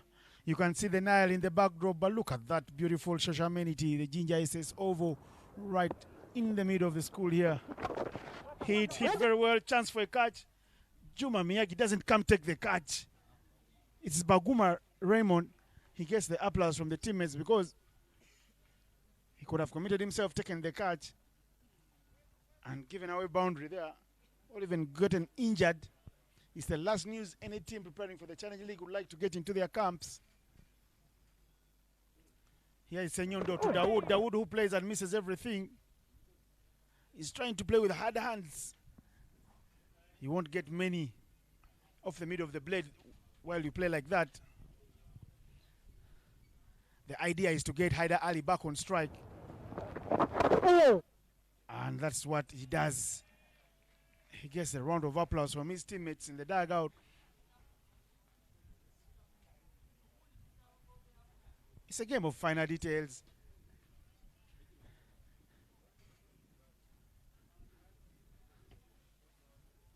And that's how you go about the business.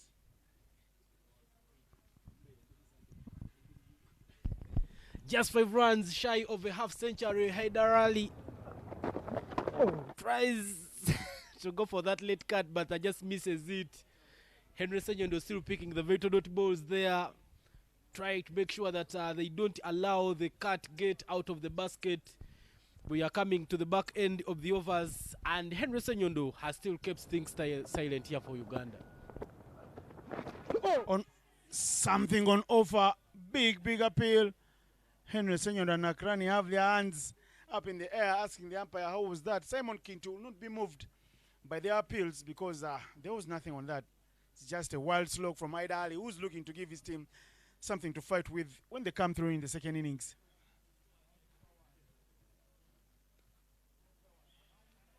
Punches that one down to mid-wicket. Baguma right there. He's bowled very well, Baguma. He's a man, when he's in a place, you literally don't notice his presence. The guy is around, but is as good as not around because he hardly says anything. He likes to do the talking with his bat and ball most of the time. End of the 16th over, 78 for 7.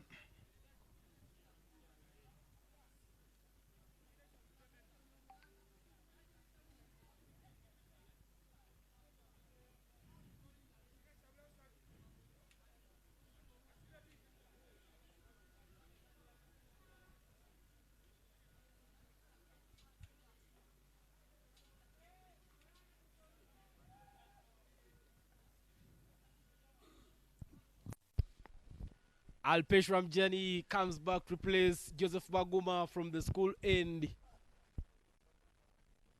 Alpesh Ramjani's first 3 overs went for 16 runs and is just yet to pick up a wicket. But he's not a left-hand bowler you can put out of the equation. Tries to rush the batter there. A bit of touch and go. And Bahrain will keep the scoreboard ticking.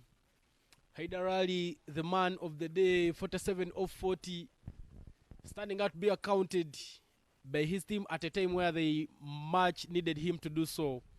He came in when the team was 11 for 3, and he tried a loud appeal, and he's given. That hits the pads, and Shaun Athola says, yes, I'm convinced that is out. The Ugandan bowlers have kept picking wickets at one end and leaving Haider Ali very helpless in this match.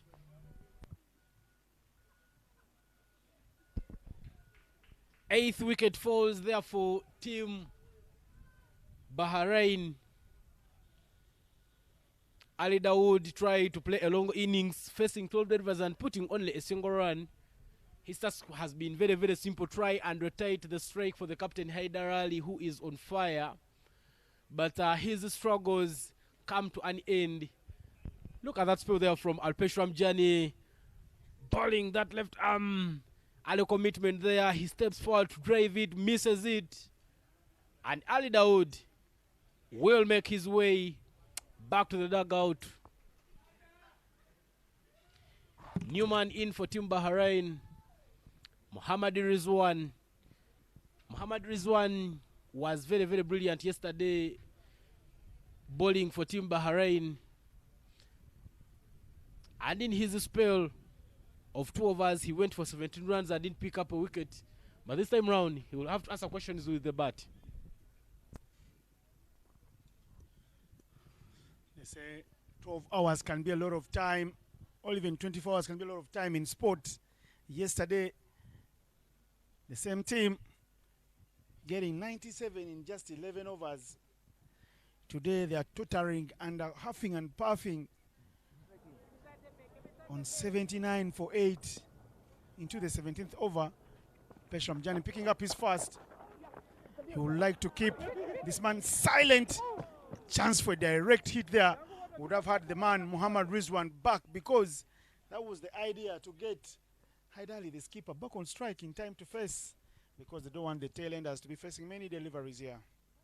Hard luck to Alpesh Ramjani. Was a good effort, but not good enough. Haider Ali still hunting for 3 runs to make his half-century mark in this bilateral series between Uganda and Bahrain. He will go for a big swing, but there is a man in the deep who collects it up and makes sure that Haider Ali only picks up a single. Shradib Mangela, the man there, shot number 21. Sending in an area I would like to call cow corner for the left-hander. For the right-hander, I beg your pardon.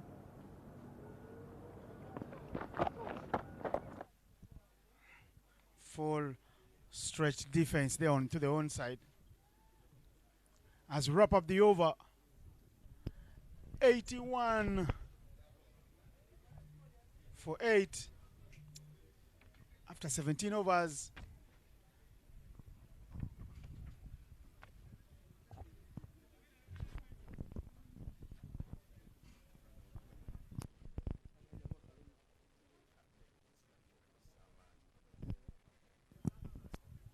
If you've been in East Africa, you've seen some of these latest additions to the tourism. You'll say there's another beautiful one, the Tanzanite in Dar es Salaam. Very, very lucky to be able to see it just a month ago during the Challenge League. I beg your pardon, during the T20 Sub-Regional A qualifier. And this is Ginger City redefined for you. The source of the Nile gives Ginger an extra oomph of tourism, because the weather is very, very unpredictable. If you looked at the weather forecast today and you were in Kampala thinking to come to Ginger, you would say, let me stay back in Kampala. There's rain in Ginger. But I tell you, none of it. It's the sun that is dominating, and how times do change.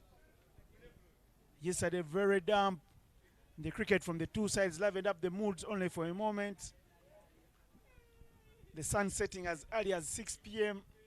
But today looks like it's going to be a very beautiful day. And with the day off coming through for the two teams tomorrow, I know Haider Ali and company would like to go and check out a few places like the Bourbons, maybe go fishing, maybe go eat some fresh fish from the Nile River.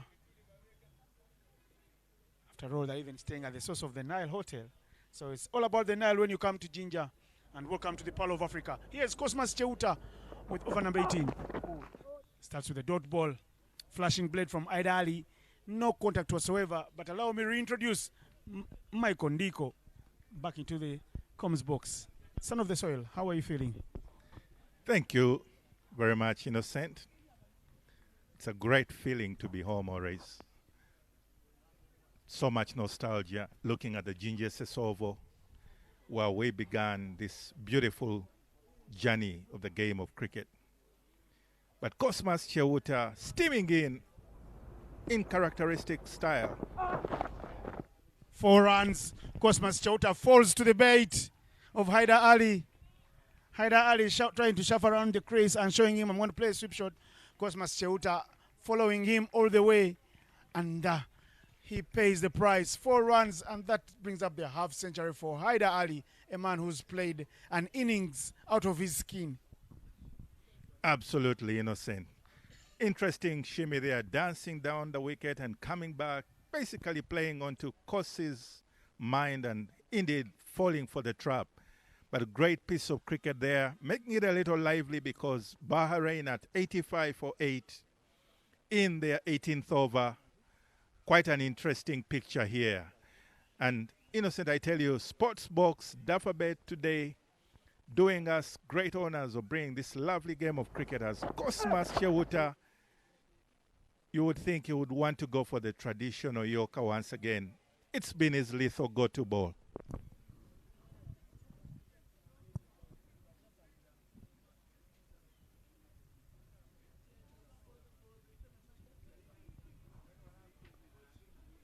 It's another dot ball there from Kose. Choto, as is well known for always firing it up. Chance for him to bowl at the tail end, and a good there contest between him, a score to settle with Haidar Ali. Here's Cosmas Chewuta. Good hit up in the air. Who wants it? They're running backwards. No chance. The catch is sprawled down. It was going to be a good athletic effort there from Mr. Alpesh Ramjani. And Cosmas Chewuta would have won the battle because Haidar Ali is looking to have a go and you can't fault him. It's time to step on the gas and even, if better, get two accelerators into his own vehicle and step on both of them at the same time because his team needs as many runs as possible. And with the wicket playing with the way it's been playing, it's taken a lot of spin. So it will be very hard for Uganda to play on in the second innings. So they need many more runs to back up the bowlers. Good hands, good flick, chance for a catch. Easily taken by Benjamin Baguma Joseph. Haidar Ali will take a walk. I beg your pardon, is it Haidar Ali? Yes, it is. And it will be the end of a fantastic innings from the skipper. Cosmas Chewuta wins the battle. Little more of victory there for Cosmas Chewuta. Indeed, because previously that chance that went begging to Alpesh Ramjani, he was backtracking, trying to pick up that ball. It's very difficult. So Haidar Ali is definitely cross with himself for having given another chance after being dropped off the previous ball. But it's Team Uganda with the smiles now. As Mohammed, I beg your pardon, as well, Haidar Ali there, an exciting player with his 53 of 45. Flick, the almost in characteristic style, just like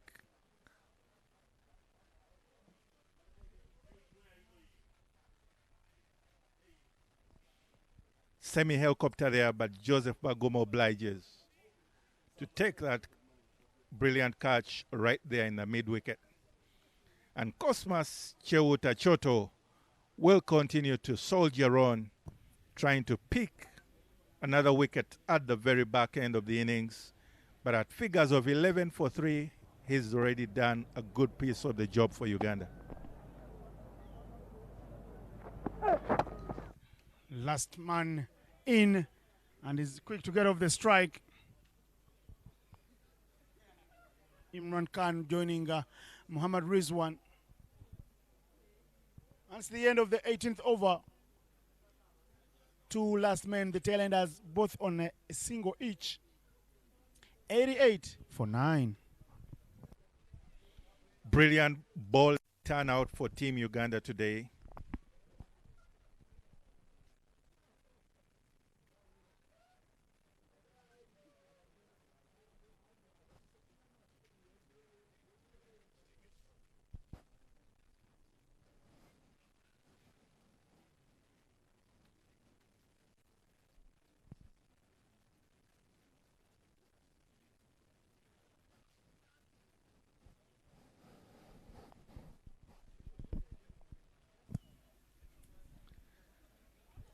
Brilliant bowling display there for Team Uganda to have Bahrain at 88 for 9 after 18 overs in this T20 International, the second between Uganda and Bahrain.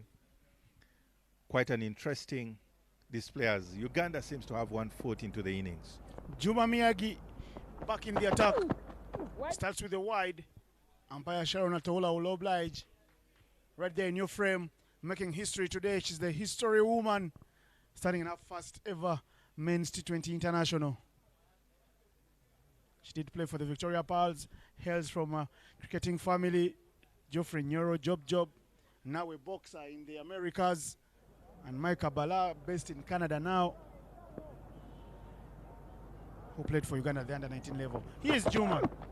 Clean balls the man. Click, bang, and it's game, set, and match for the first innings. None for the match. 89 all out. Juma Miyagi rearranges the furniture of the last man there, Imran Khan. The furniture in the house rearranged, and it's 89 all out. Brilliant display there by Juma Miyagi. Going to the Yorker race, the go-to for your top pace bowlers. It's all high fives and thumbs up and congratulations. And in the picture there, congratulating themselves as Imran comes off with his partner as they are bundled out for 88 for 9.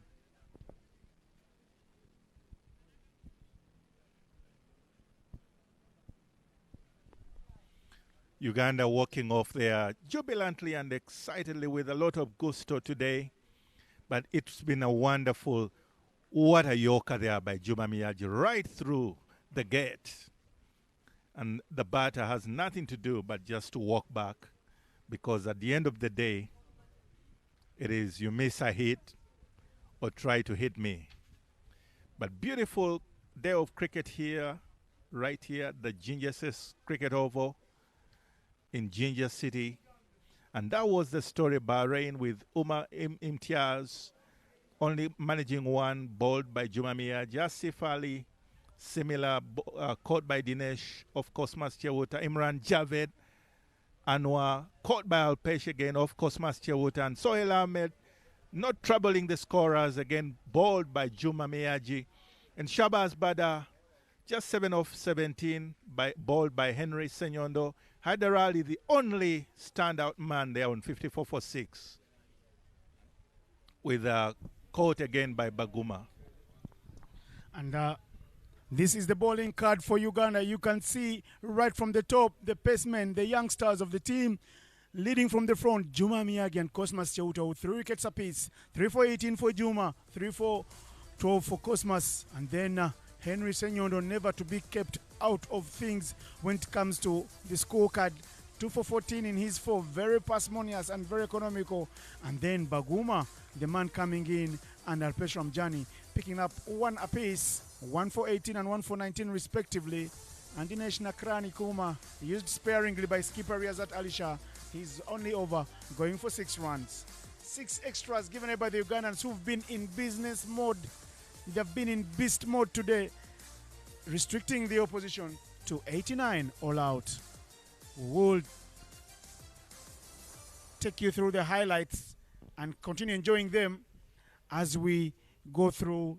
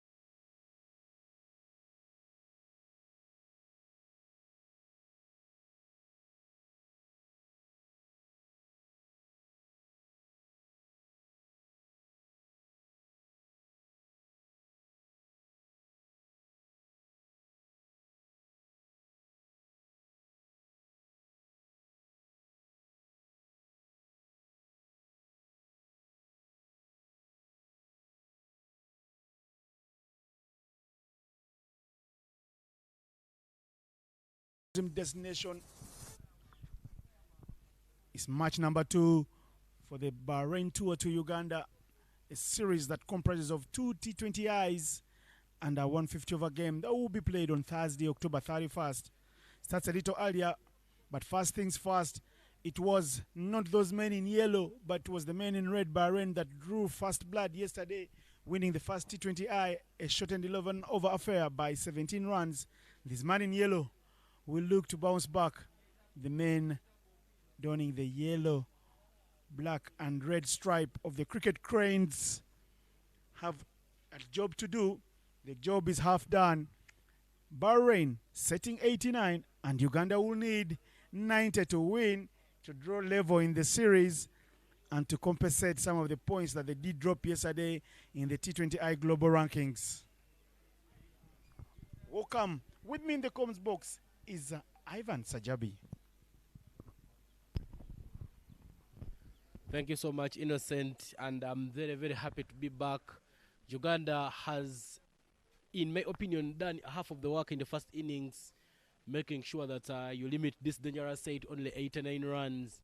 Yesterday, when you look at the way Bahrain was batting, you could not chance them having something below 100, but give it to the 2 opening bowlers for Team Uganda, Juma Miyaji and Cosmas Chauta, who struck early to make sure that by the end of the first power play, Bahrain had already lost 4 wickets. But to open the batting for Team Uganda, familiar to yesterday, Obia Robinson and Raghav Dawani will be the opening 2. But those are the sights, sounds, scenes of the beautiful city of Ginger. That is a nice looking Ginger Aces cricket oval right there in your frame. Could be interesting to see how Uganda takes on the chase. Yesterday, these two, Obia Robinson scored 20 of 15, while Raghav Dawani scored 27 of 17. But this time round, I think they should be having to just start off the business very well to make sure that they see off Uganda with the first victory in this ongoing series.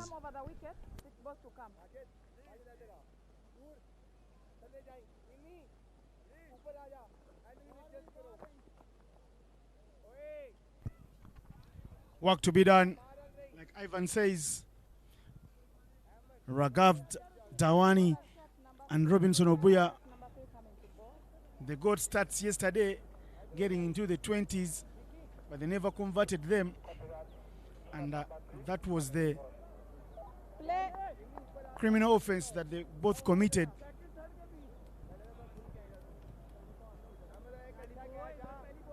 If they had converted, Uganda would have been in trouble, because remember, Uganda raced away to 64 for 3 in 8.2 overs. But after that, the other 5 wickets for Uganda did fall for just 13 runs. Uganda finding themselves stuck on 80 for 8 in the allotted 11 overs. Ali Dawood going through his bowling run-up and falls over. Unfortunate, but he's wearing spikes. Should be fine.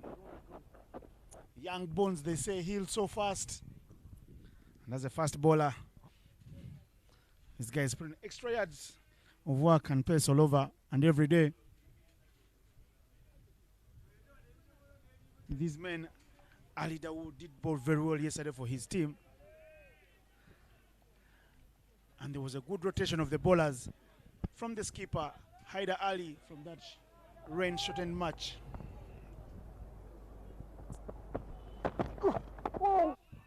Little tickle there. And first things first, Raghav looks back and asks Robinson if he wants to come back through for the second. Obuya is not very interested in that second single. First runs off the bat there for Team Uganda, Raghav Dawani. That's your center. But Ali Dawood yesterday bowled 3 overs and picked up 2 wickets. He went for 22 runs. Yesterday, the opening bowler for Team Bahrain was Mohamed Rizwan Bat, and he bowled in partnership with Ali Dawood. But this time round, the shuffle brings Ali Dawood to bowl the first over of the match. Obuya off the mark immediately as well. ball into his legs, and he clips it nicely. 4-1. That should be the philosophy. That should be the idea. You need 90 runs in 20 overs. Less than 5 per over. 4.5. Get 4 runs every over. And have fun out there in the middle. It's very good weather to bat.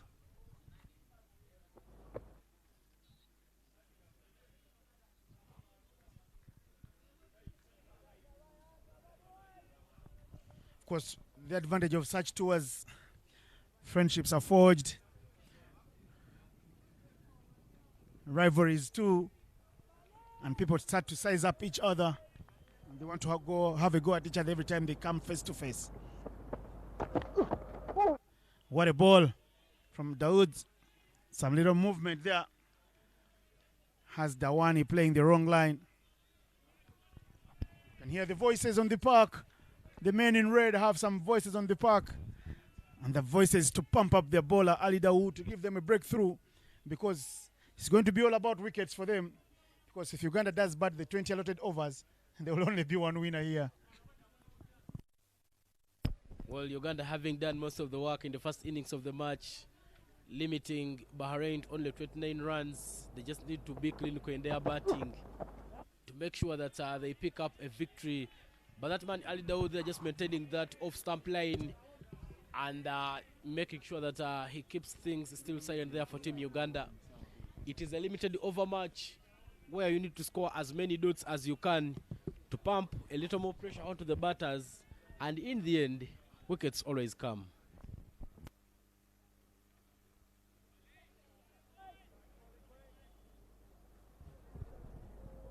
Dawood with the final ball of the over.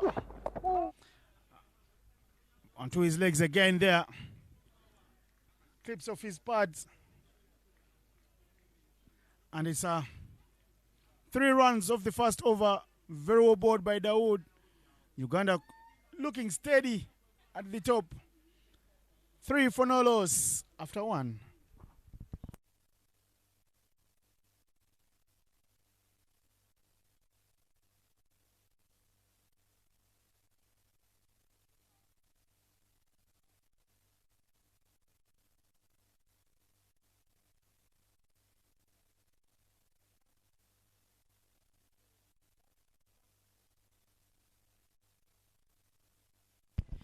Synonymous things happening here at Ginger SS Cricket Oval. The first over for Team Uganda went for 3 runs. Bahrain replicating the same. Robinson Obia and Raghav Dawani given the uphill task of opening the batting innings here for Team Uganda. Abey Shama right on your frame. A man who led the team to the World Cup. Just wants to make his mark in this bilateral series between the Kingdom of Bahrain, Bahrain Cricket Federation to be particular, and Uganda Cricket Association. Abdul Majid Abbas, who wasn't in the lineup that played yesterday, will be the bowler to bowl the second over of the match. Yesterday Bahrain opened with 2 pace bowlers, but today they would love to go with a seamer and a spinner from one end.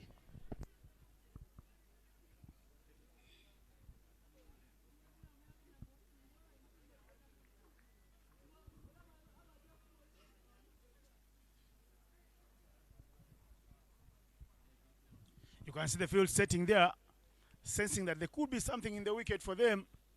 They bring on spin from the Kampala Road end. And chance to run. Haida Ali onto it. They're not happy to get Raghav Dawani off strike. There is a slip in place. That man in the slips is the skipper himself, Haida Ali. And that silly point there, at short silly, is Ahmed bin Nasir. Silly point, one of the places where you need to stand if you have a lot of trust in the bowler, but that creates a bit of chance, though it just falls a little bit short of the slip fielder Obia Robinson known for the big hits and the big swings. Hopefully, the man had short slips at point. He lets it go. Robinson Obuya looking at Ahmad bin Nasir again and again. And you can see the only two fielders out in this power play is one man at mid-wicket and another at long off. 4 runs on board for Uganda. Big appeal, but it's a big stretch from Robinson Obuya. The appeal is in vain for Bowling. Majid. Well, that ball was so close to the bat, and very clear that there might have been some bat involved. But the field setting looks like a test match field setup, trying to make sure that they put pressure to defend a small score.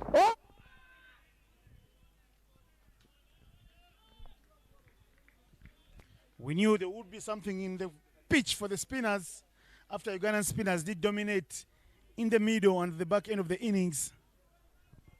And right now, just 1 run from the overboard by Majid Abdul. Again, he misses it early, and there is a big appeal. They're almost kneeling down on their knees, not to pray, but to beg for a wicket. Umpire Simon Kinto not convinced. Not out is the call. Very fine over from Abdul Majid. Comes to an end, just a single. And Obuya lives to die another day. The score is 4 for no loss.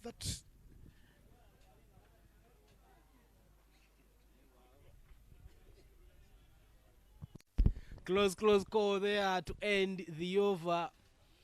Looks like that was going over the stumps, but the benefit only goes to the umpire. 4 for none after 2 overs is the score.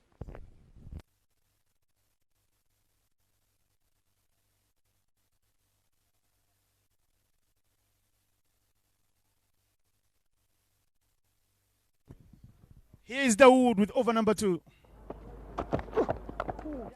Punched in the space, punched in the covers. Chance to run for the second. Yes, the fumble in the field. They go for the second. Dawood is home safe and dry. Yesterday, the openers got off to a flyer. Never converted. Today, they will look to make hay while the sun still shines. They don't want to leave a little too much for the middle and tail enders to bat. The batsmen need to do their job in cricket on a daily basis. You signed up as a bowler, please do ball. You signed up as a bat, do bat. Well, the bowlers having done most of the work in the first innings of the match, limiting Bahrain to only 8 and 9 runs.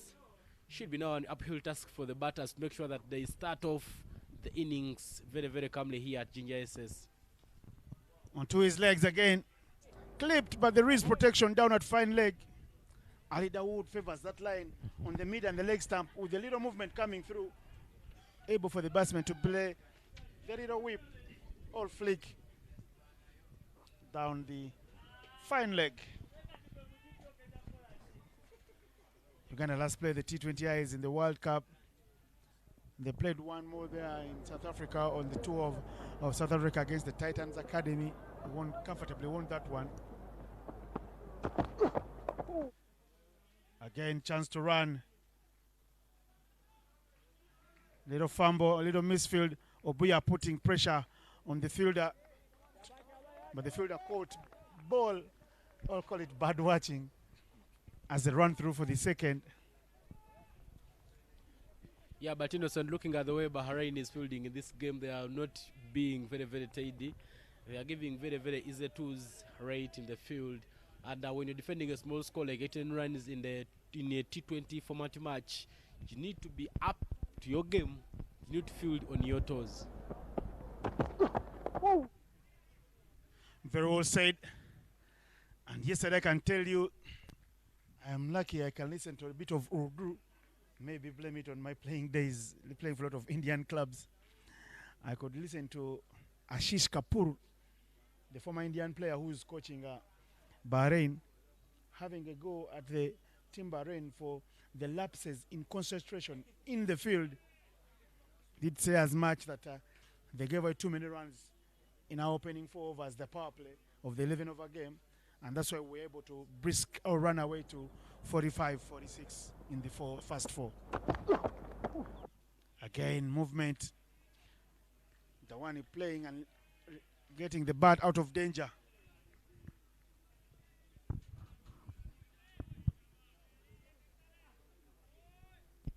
The opening pair for Team Uganda, they are looking very, very comfortable in this chase.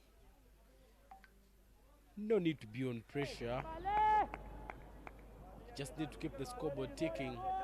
Don't go for the risky shots. Let the ones that are falling outside off stump go, and make sure you capitalize on the one who's coming to you. Played back to Ali Dawood, who looks so graceful in his bowling run-up. Does complete another fine over. His 2 overs have gone for 9. And the score for Uganda is 10 without loss.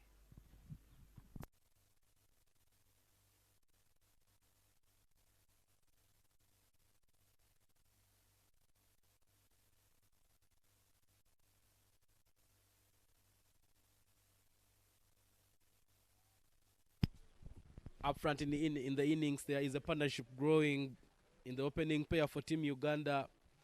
10 runs off 18 deliveries. Uganda just making sure that they start things a bit slowly because they know they are not chasing a very big score. Back in the bowling attack there for Team Bahrain is Abdul Majid Abbas.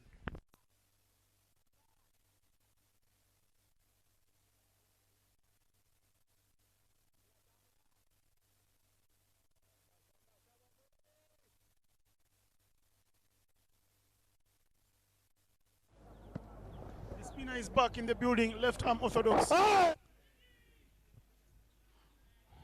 The silly point does stay in place, as well as the slip. Haider Ali asking the bowler Majid to continue bowling it from the middle to the off stump, so he can create a chance for the 2 fielders put in place for that particular job. Obuya with a job to do. He plays and misses. Not the tidiest of glove work from the keeper. He just pushes the stumps. Another keeper would smartly remove 1 bail. I've seen many classic keepers in my time. And that's not the cleanest of jobs from Muhammad. The field setup looks to be working for Team Bahrain as Abdul Majid has kept squeezing in dots there for Bahrain. Better from Obuya. Of course, Abdul Majid noticing that Obuya loves to come on the front foot early, so he's trying to ask him to unleash his driving license. But Obuya this time around stays in his crease a little longer and then hops onto the back foot and just punches it back there, almost moving nowhere. Again, he goes for the same tactic. And sometimes those field settings are just a mindset. They give you a silly and a slip, but there's nothing happening. You play expecting to see spin, and you play for spin, and a straight ball bowls you out. Well, trying to cramp him for room. Ali Dawood brilliantly going through his over very, very quickly. And that is the first maiden in the second innings. And it is the second maiden in the match. We earlier on saw him on the bowling one in the first innings. But things still quiet there for Team Uganda. 10 for no loss after 4 overs.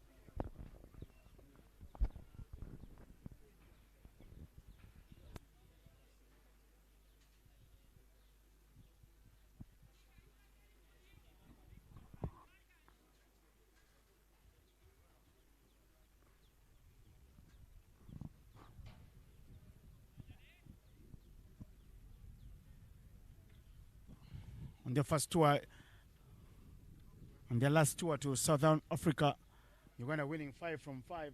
South Africa never been an easy hunting ground for Ugandan teams. Mike Ondiko with us in the comms box will attest to that. But winning 5 out of 5 is different from playing international cricket. When you come to play international cricket, you realize it's a different ball game. Mohammad Rizwan, and that's a flashing shot. The flashing hands over Raghav Dawani. get Uganda their first boundary. It's been a long time coming, and in the power play, you need to see boundaries fly. And he powers that one onto the onside. Raghav Dawani looks like he was waiting for Muhammad Rizwan to come into the attack. Sends him to the cleaners right away. Look at that nice looking shot. He just picks up the length very nicely. Puts it in the gap. The long on-fielder was standing inside the arc. And Uganda has a boundary to make it 14 after 4.1.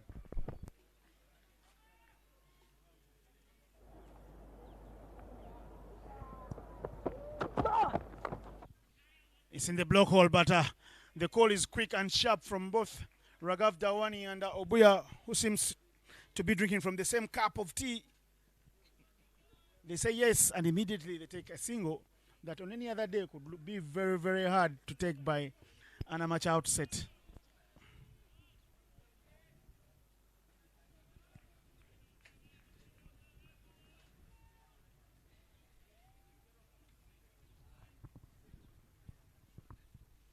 Rizwan to Obuya. Hitting the good fielding there, quick hands. Sohail Ahmed, the field onto it.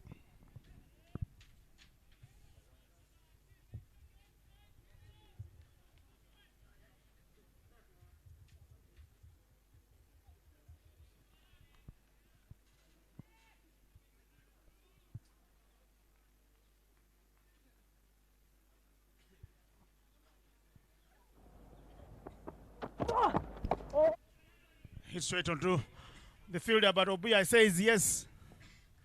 He was running to the danger end, and the call is his. He tells you there's some telepathy between the two. They've worked at this. They realize, if it's my call, let me come through quickly. And you're going to continue to milk the singles in the absence of the boundaries. Running between wickets has not been a very big question for Team Uganda, as they don't always fall for run-outs, and they just make sure that they get those runs flowing. That Another is the class of the man. Hitting that one to the umpire's tent.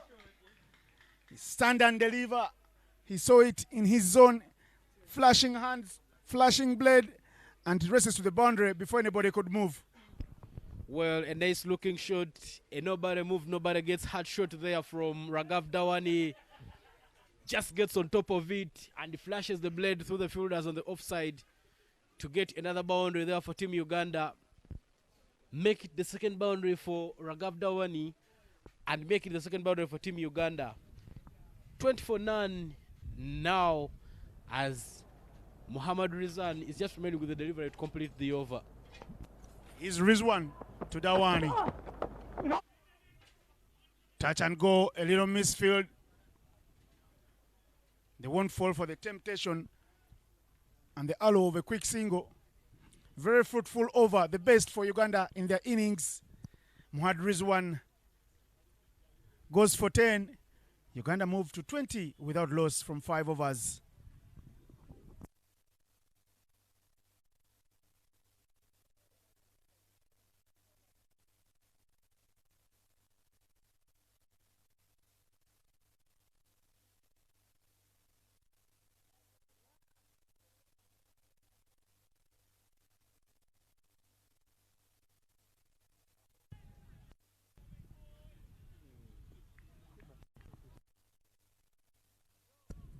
Here's Abdul Majid to bowl the final over of the power play.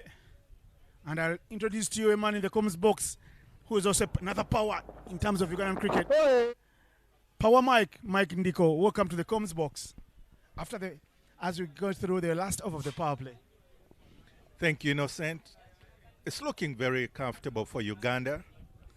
As you mentioned, the power play indeed has been fairly handled by Uganda. And I also love this telepathic kind of running between this particular partnership.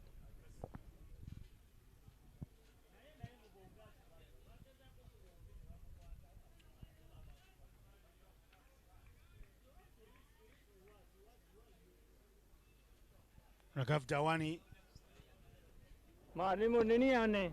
has been the accumulator for Uganda in the innings thus far. He's got 15 from 15 balls.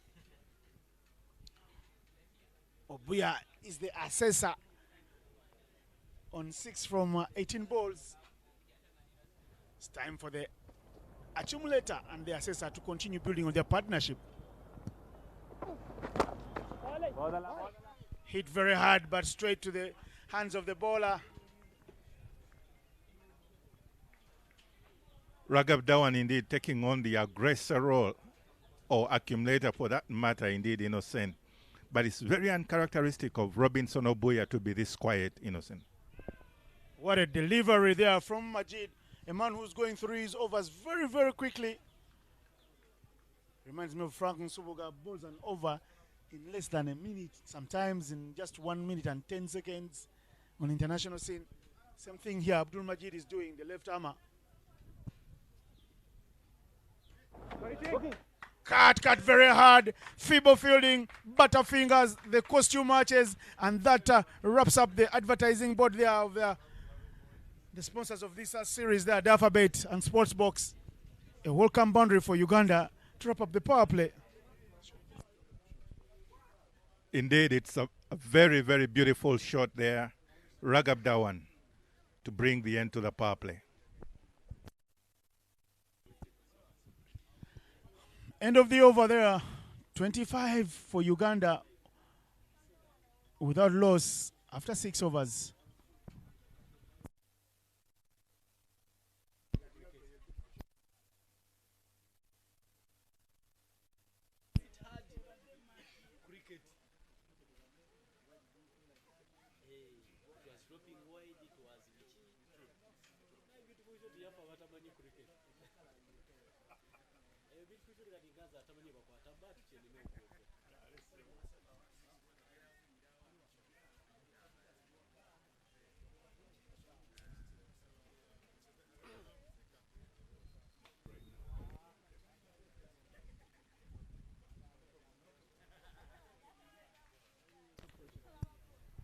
There is a change in the bowling. Abdul Majid's figure is still very good. None for 6 after 3. That 4 there. Disturbing his statistics a bit, but there's a new spinner in the building. Another left armer. And so Obuya on strike. And every time Obuya has been on strike, you can see what they have done. They put a seal in place. That man, Asif Ali is the bowler, but the man in slips is Ahmed bin Nasir with the skipper, Haider Ali, right in the slips. At silly point, I beg your pardon, is Ahmed bin Nasir. It's quite a mixed bag for Team Bahrain because they would feel a bit impressed with themselves. 25 runs only in the power play for Uganda. However, that wicket storm is still worrying for Bahrain because Robinson Obuya is still a caged lion ready to be released. A caged lion because I know the coach there, Abe Sharma, Craig Williams, Jackson Ogwang, must have sent out one piece of information to the two, asking them to play out the overs. Obuya doesn't get the boundary, but will get a pair or a couple. That one dropped a little short, and Obuya played it a little late. Very wise of him. Otherwise, if he'd rushed onto that shot, could have left it high up there in the skies. Clearly, his timing wasn't right up there as he's trying to reshadow the kind of shot he would have loved. But altogether, he will still take the couple of runs, but he relished himself to get a 6 off that one.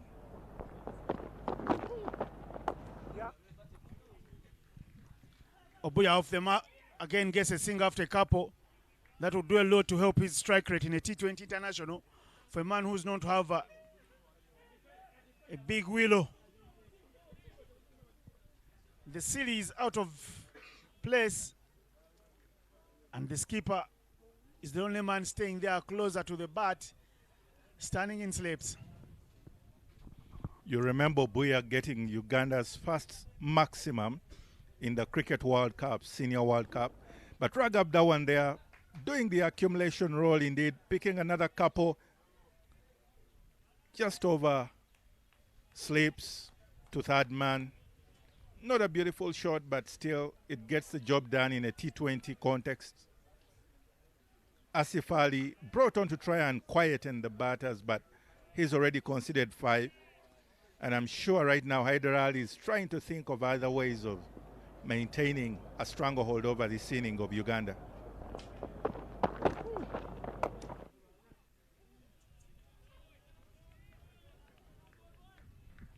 A dot ball there to finish off the 7th over for Bahrain, and Uganda at 30 for naught after 7 overs tells a good story in their run chase.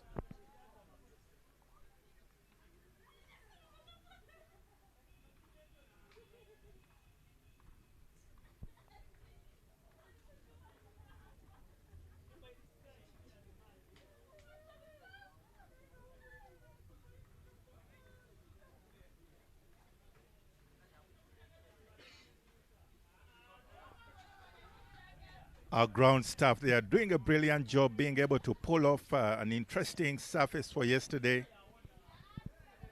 In that picture, they are always the unthanked men, but they do a good job indeed for us. And Ginger in particular has always been that kind of ground that you always want to come and have a good game of cricket.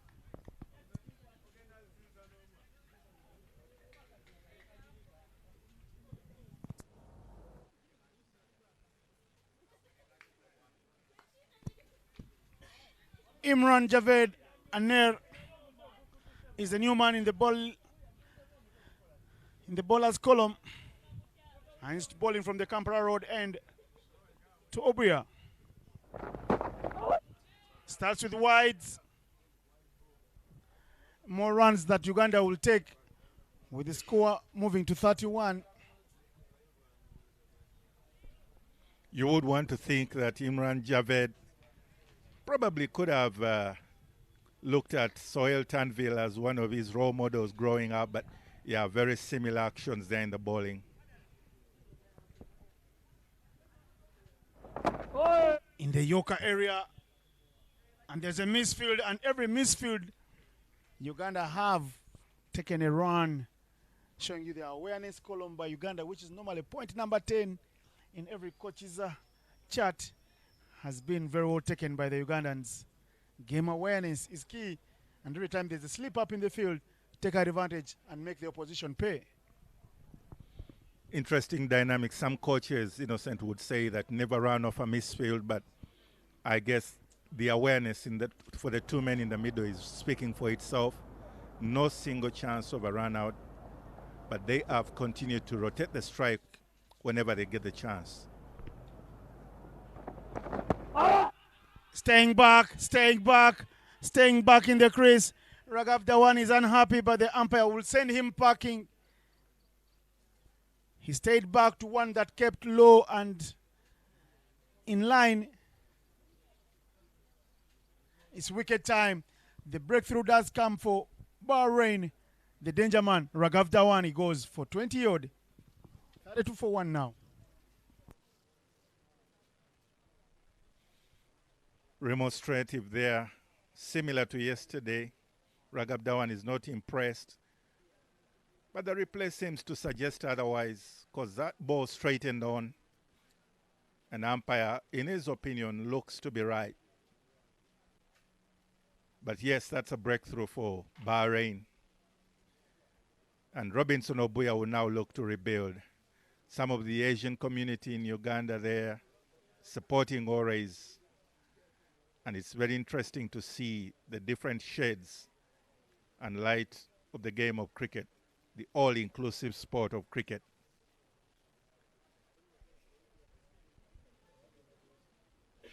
Innocent, you mentioned Shridip Mangela. Very interesting, exciting batter. Coming in at number 3 and in very interesting circumstances, Uganda 32 for 1. And he will definitely look to express himself more and hope to bring the team home.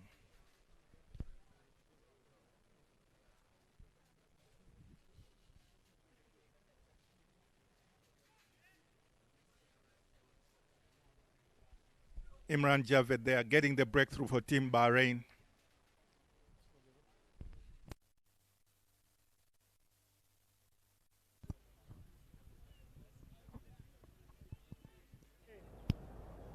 Newman in. Left-hander Shudip Mangela. Very solid in defense. Imran Javed got some wickets for his team yesterday. He'll look to get many more.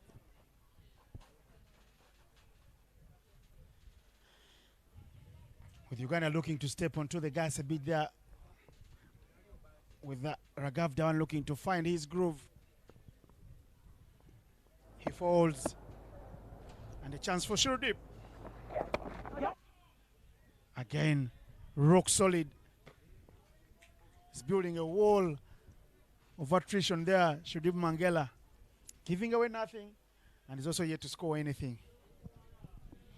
Interesting matchup there, Innocent.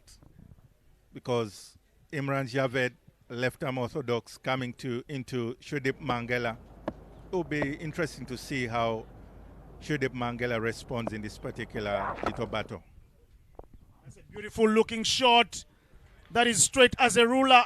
Sometimes you chase and chase, but well, hoping beyond hope is a very bad thing because hope eventually kills you, and it's that hope that kills the fielders as they chase and chase on in vain. That matchup indeed paying off in terms of Shurdip getting his off the mark in style. With the most correct shot, you'll never go wrong. Straight drive right over the bowler. It will always be the best place to go.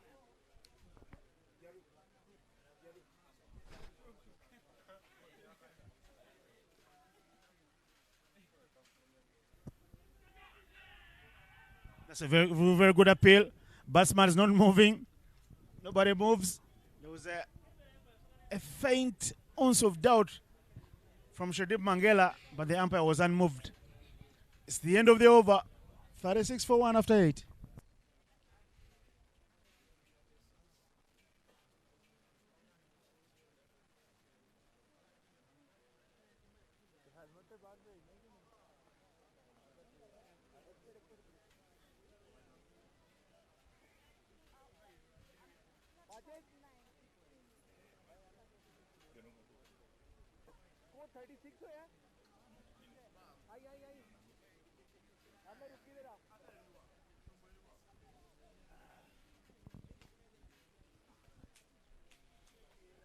Game is well poised at the moment with Uganda going at a scoring rate of 4.5, exactly the asking rate.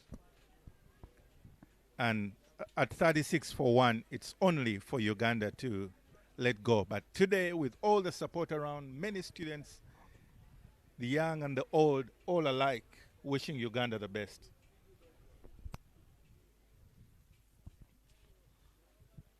Equation quite simple for Uganda. You just have to continue making the scoreboard tick and don't lose as many wickets, because you can see what Haider Ali is doing. He clearly knows the job at hand. And you can see that he's changed ends for Abdul Majid Abbas. From bowling from the Kampala Road end, he's come to the school end and is operating with only left armers. Imran Javed, left arm medium. Abdul Majid, left arm orthodox. That's a good sharp appeal. And the appeal is on. And it's going to be the order of the day. Team Bahrain will appeal for everything and anything they think is within their right. Female umpire, they are looking rock solid behind the shades. She says not out. Won't be moved by emotions here. It's the high stakes.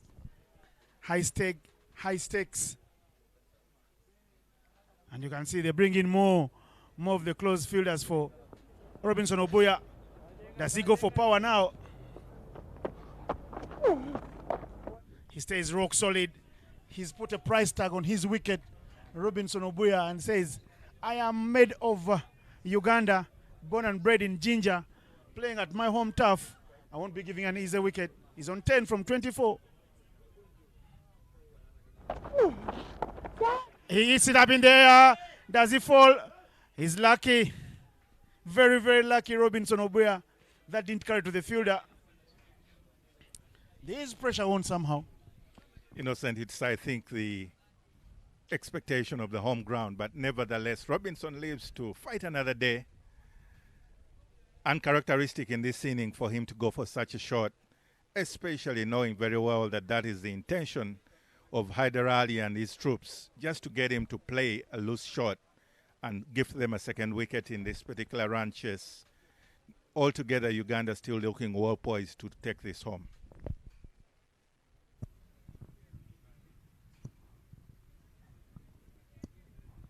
With Shredip on strike now.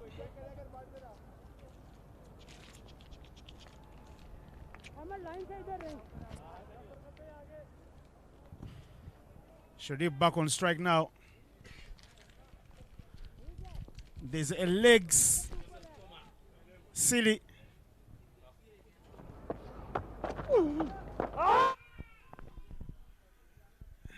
He's in the air momentarily. And there is a diving effort.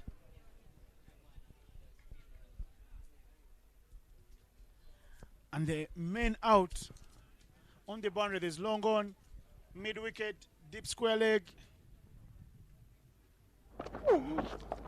And that is a fine shot. Swept down to deep square leg. For just one.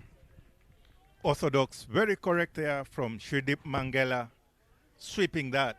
And again, the interesting matchup of left-arm orthodox Shridip Mangela. However, it yields only a single. And Uganda will keep to hope for the best. I know the hope that kills, according to Innocent, but this is an informed hope because these two are able to do the job for Uganda. Goes very big. Will that be taken? And there's a little dummy there. The fielder going one way and the ball going the other. A nutmeg of sorts. If it were a football match, it would be a very beautiful contest. But it's a welcome boundary for Uganda.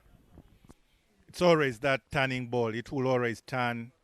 And you have to be ready for the anti-clockwise movement.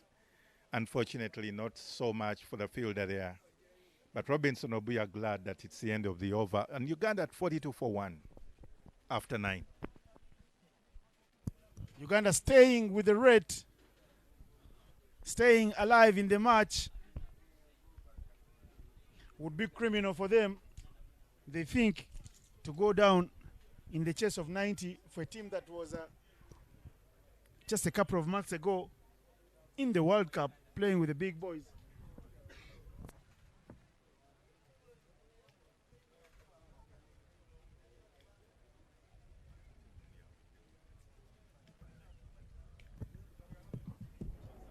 From one left-hander to another, here is Imran. Yeah. Very well played there by Mangela.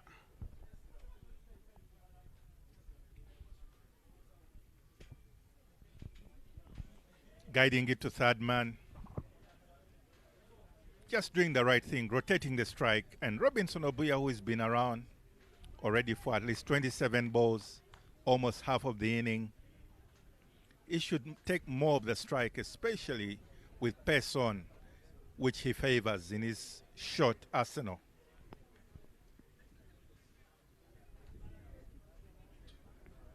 He would look in his area of shots to go probably mid-wicket, which is open. However, still the long off and long on as well are available for Robinson Obuya.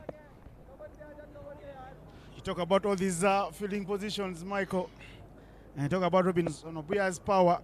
We haven't seen any of it so far in the inning because it's decided to be calm today because the asking rate doesn't require him to go for power. All he has to do is exactly what he's doing. Get the scoreboard ticking, continue to tickle the pacemen, milk the spinners, and caress the fielders there with the shot straight to them. And all will be good. Keeping it simple and interesting. But Robinson Obuya there, off strike, good rotation of strike from this partnership. From Obuya to Mangela. Very athletic effort there from Imran Javid. Fine bowler who doesn't want to go for many. You can see him, he's happy to go through his bowling paces quickly, back to his bowling mark in no time, and ready to get going on with the business.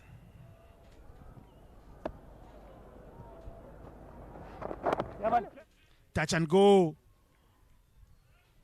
The way the cricket cranes are playing today make me believe they could have had a call from one of their former coaches, Lawrence Matlane. He always said, when you go out there, kiss the game. And by saying kiss the game, he always meant that says, keep it silly and simple. So it's a kiss moment for Uganda. No pressure whatsoever. Certainly keeping it clinical because the run chase is obvious. No. Another risky single there, but thanks to a misfield, it turns into a well thought through single in rotating the strike.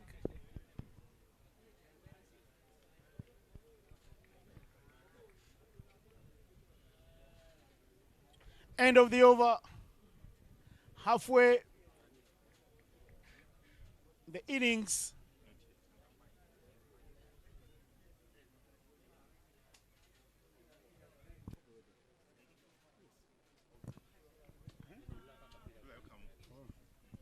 I beg your pardon, there's a ball to go. That was the penultimate ball of the over. Hit very well. There is a misfield, but won't cross the boundary rope. 2 runs to the total. 48-1 is Uganda at the halfway stage of the second innings.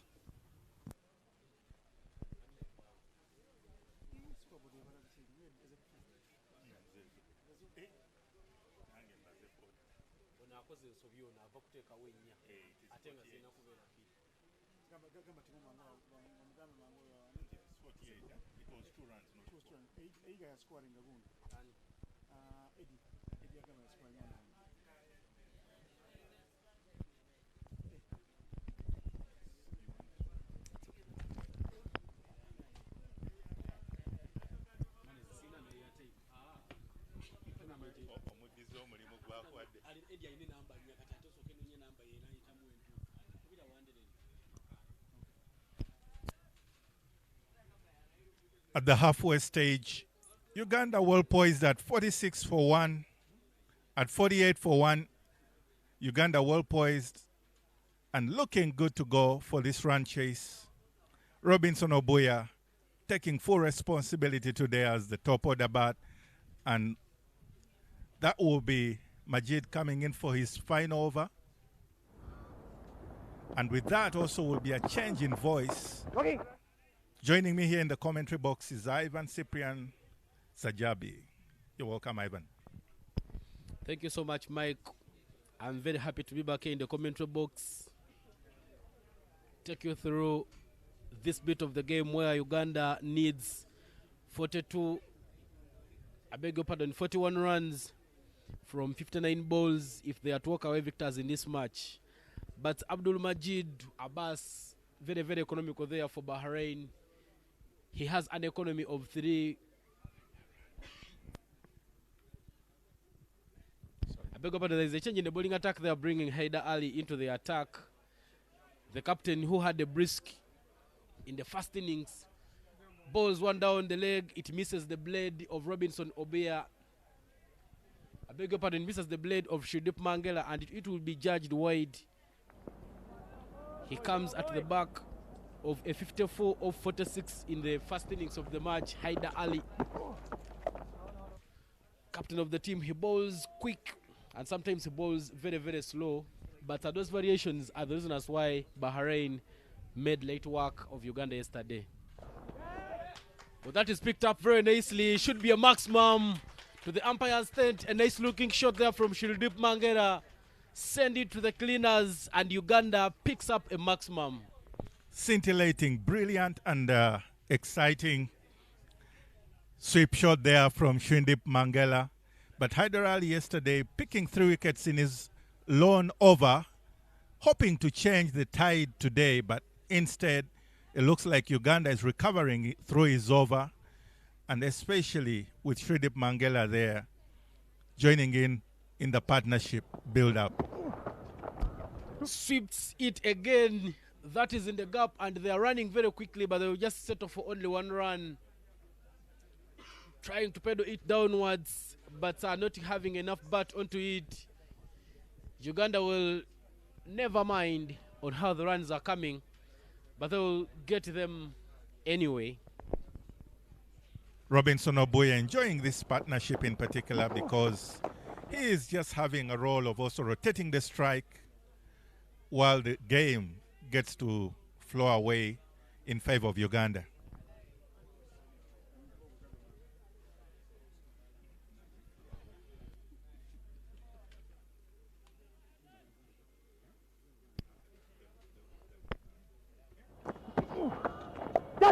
Another one, a soft touch there to extra covers, and Shundip Mangala manages to run again for a single.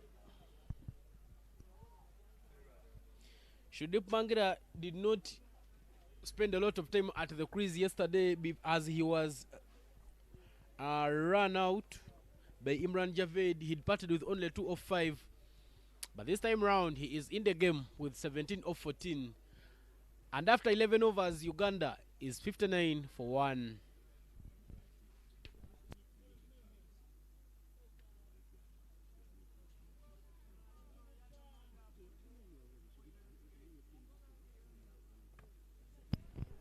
Many familiar faces right on your screen.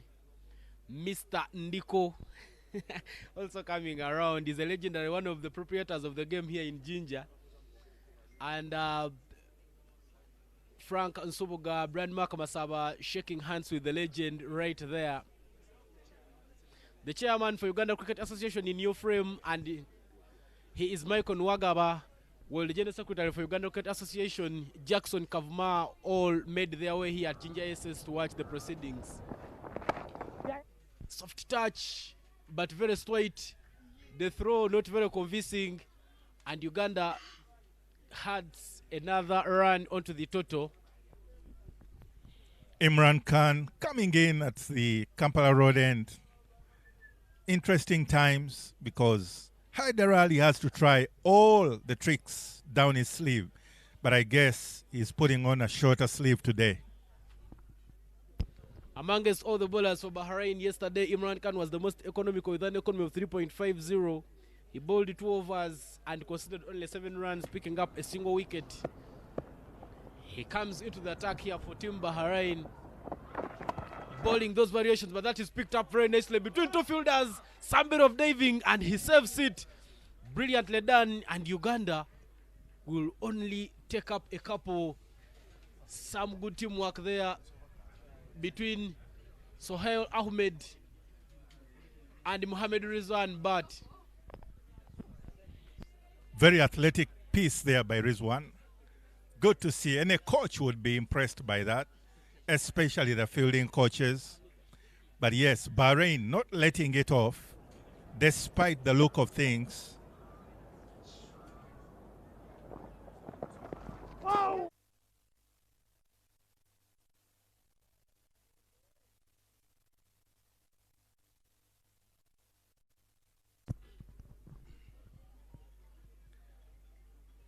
Imran Khan, they are getting a dot ball.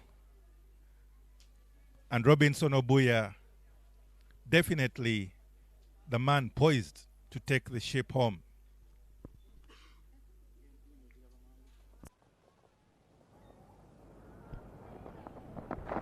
Yeah. Soft touch there from Robinson Obuya.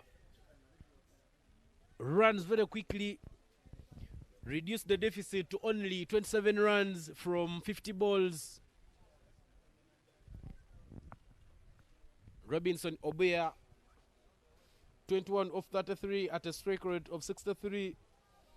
But Shundip Mangala, with a strike rate of 120, has 18 of 15.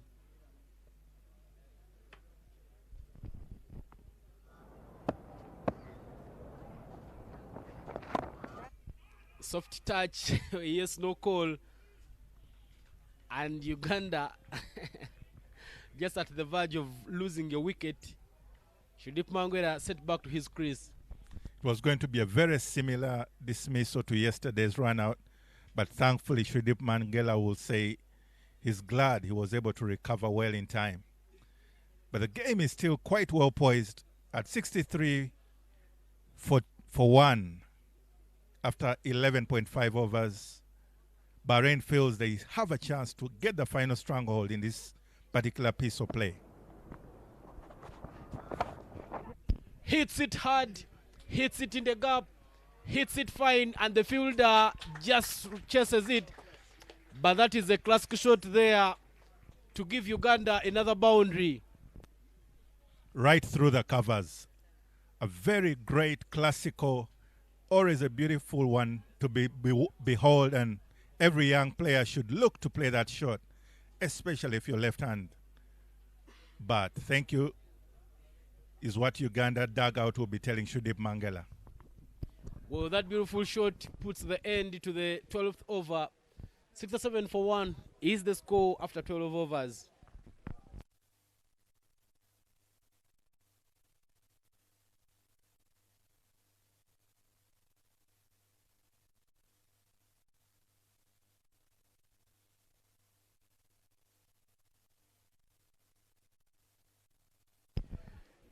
A partnership there building 35 of 28 between Shudip Mangera and Robinson Obia. Shudip has 22 of 17, where Robinson Obia has 12 of 11.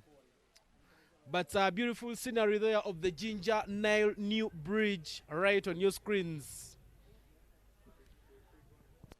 Asif Ali is the new bowler into the attack, and the introduction of Asif Ali will bring a change in the commentary box. I'm being joined in by Innocent Indaula. Innocent, welcome back to the commentary box. Commentary box time. And Obuya, a man who has been there for a long time. By the time Shudip Mangela came into bat, Obuya was on 16, but the two are in 22 and 23 after that single scored by Obuya. It shows you of how Shudip has played with purpose and urgency, and how Obuya has held fort for Uganda. 2 knocks that mean a lot to Uganda today as they look to claw back in the series, having gone down by 17 runs to the Bahrain guys, the guys from the Kingdom of Bahrain, a nation that is pushing for ODI status as well, like Uganda. And look at the class of the man, Shudip Mangela, making it look so easy as he steers it through the onside, and the laps in the fielding and the poor throw give Uganda a second run from almost nothing. I can tell you, Ashish Kapuru, the coach of Bahrain, will have words, and they'll not be just words. They will be tough words to the Bahrain fielders and their unit. Well, Bahrain has been very, very generous in the fielding, giving Uganda many doubles, and making the chase for Uganda very, very easy. Only 20 runs are remaining for Team Uganda to claim a victory here at Jinja Senior Secondary School Oval. No! Dancing down the wicket. The music was onto his right tune. Shudip Mangela quickly runs back to this crease because there's no run on offer there.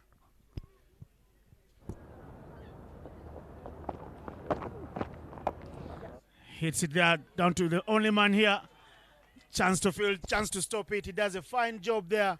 Muhammad Rizwan bat.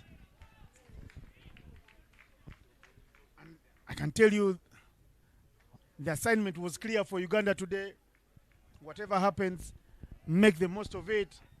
You are playing at home, and for crying out loud, you can't be losing. You can't be seen losing to a team twice that you even ranked higher than. There goes the man. Beautiful shot over the fielder, and that is Beauty and the Beast from Mangela. A beautiful shot there. The chairman selectors there in your frame, Mr. Nehal Bibodi. Happy to see such a shot. He picks up the length very nicely over the fielders inside the arc. A nice looking shot. A nobody move, nobody hard shot to give Uganda a boundary and keep the deficit reducing. Here is the man again. And Shudip is happy to rotate the strike and give Obuya a bite at the cherry.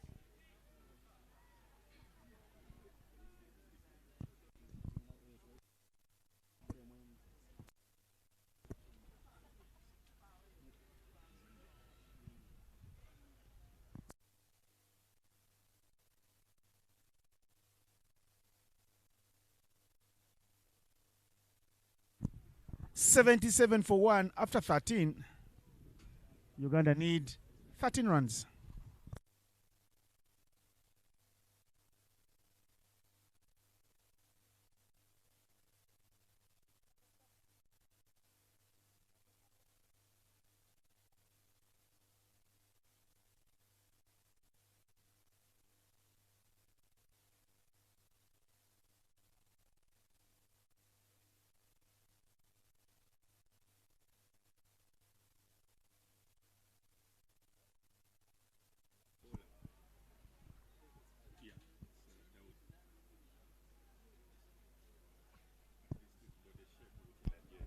Uganda look to be becoming very, very comfortable with the spin.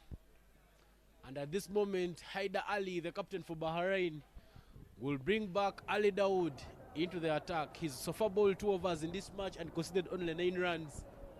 Yet to pick up a wicket. He will be coming in from the Kampala Road end.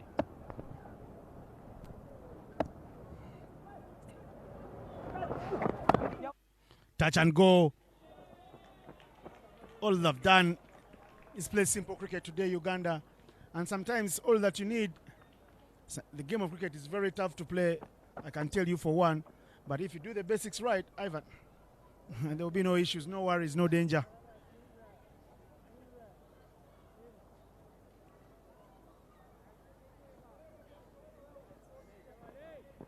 A couple of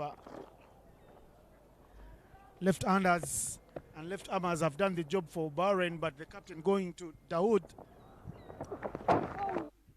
Obuya has held fort.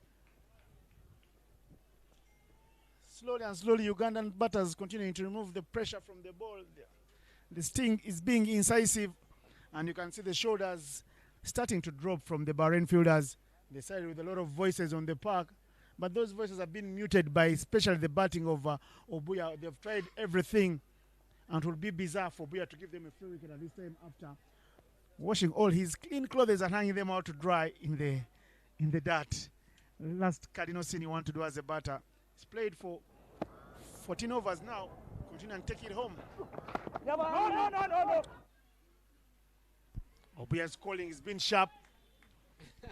It's been direct. He's not missing his words. He says no and he wants it as no. And a beautiful drone shot there from the Deep End Sports, covering this game for Sportsbox and Dafabet. The Bahrain's first ever historic tour in Uganda, and of course the Ginger SS Oval getting some international acclaim. First ever international matches being played here since the dawn of T20Is in 2019.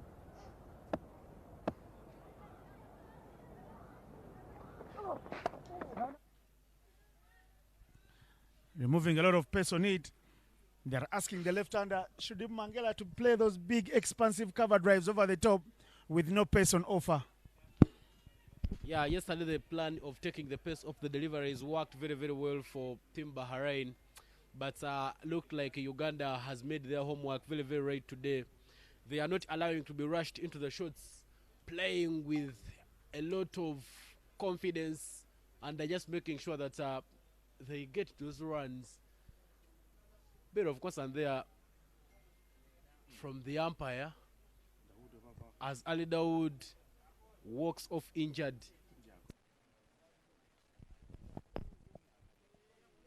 Will be a time for the captain to choose another bowler to complete this over, and Imran Javed is the bowler with the ball to bowl the remaining 2 deliveries of this over. Not good signs there for Bahrain as they are getting ready for the Challenge League B tournament, which is commencing next week in Kampala. Having a man walk off of an injury close to a hamstring injury are not good signs. There is the man this time going round to the square leg region boundary. The chase is on, and the chase is good from the 2. but Uganda will get 3 runs to the total. 3 runs total means the margin needed for victory for Uganda moves into single digits. And that's the round of applause you hear from the Ugandan dugout. The coaches there, Craig Williams, Abe Sharma, Jackson Ogwang, Coach Emmanuel Oroma, the female coach in that Ugandan dugout. And this SNC, a new addition there from Sri Lanka, Mr. Galena Udaka, will be happy with what their charges and how they've turned round the clock in time to pick up a victory here. Obuya on strike.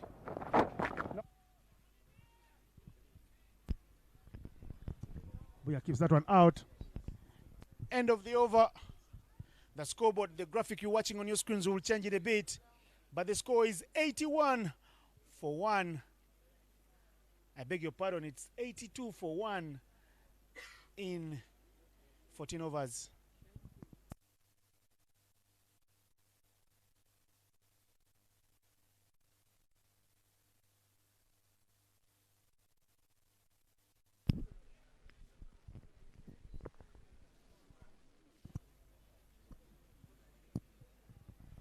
A couple of big personalities of the school there flashing across the screen during the over interval. I enjoyed my time here in Jinja, and I always enjoyed Jinja. Jinja is like my second home. Lucky to have played on this over and scored many runs, picked up many wickets as well. Not nice to give you one his own flowers, but I tell you, Jinja is home, and home is the best place to be. Muhammad Rizwan with Uganda needing 8 for victory. Michael Ndiko is here with me. Thank you, Innocent. I can attest to that. I've seen you spin a web on the Ginger cricket oval, Ginger SS cricket oval. But yes, Muhammad Rizwan coming through, trying to at least harness some bit of glory for Team Bahrain. But as it looks, it seems to be a one-way traffic at the moment in favor of the yellow for Uganda.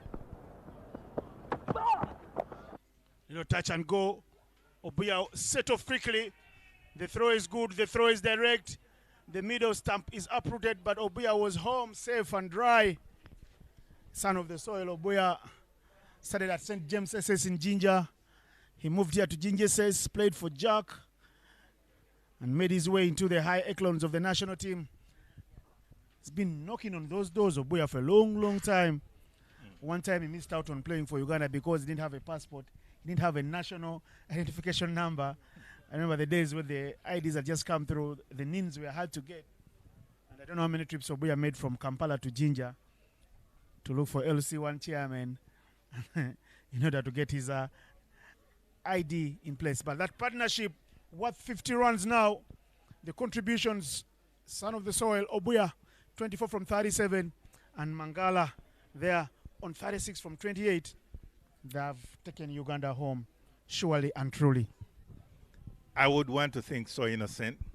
But as you know, normally this is a time when you just might be having the consolation wicket. But yes, that chart tells it all. Uganda's follow-up has really matched over by over with Bahrain. I would have loved to have a look at that particular run-out chance, because the direct hit, you can never fully tell. But yes, Obuya, Robinson Wright still there and looking to take the team home, having exchanged their pleasantries. Innocent, that direct hit. Superstaff thrown it off his balance. Obuya was just in time home before the gatekeeper says, "You're beyond curfew time. Stay out, wait for your father, and get some canes." Obuya in early, just in time for evening tea. Well, the Deep End Sports Group, they will put the stamps back to order, and those stamp microphones, proper production, top class. More of the same will be seen, hopefully, when the Challenge League does start next week at Lugogo in Kampala. It's been a wonderful presentation and broadcast indeed. Thanks to Sportsbox and Dufferbet. And Bahrain in particular today, just a little bit off their groove. Probably the excitement of last evening's victory. However, I'm sure they're a team that is well set to try and take everything that comes their way, as evidenced in this particular defense of their 89 runs that they set, because right now it's already the 15th over and the chase is still on.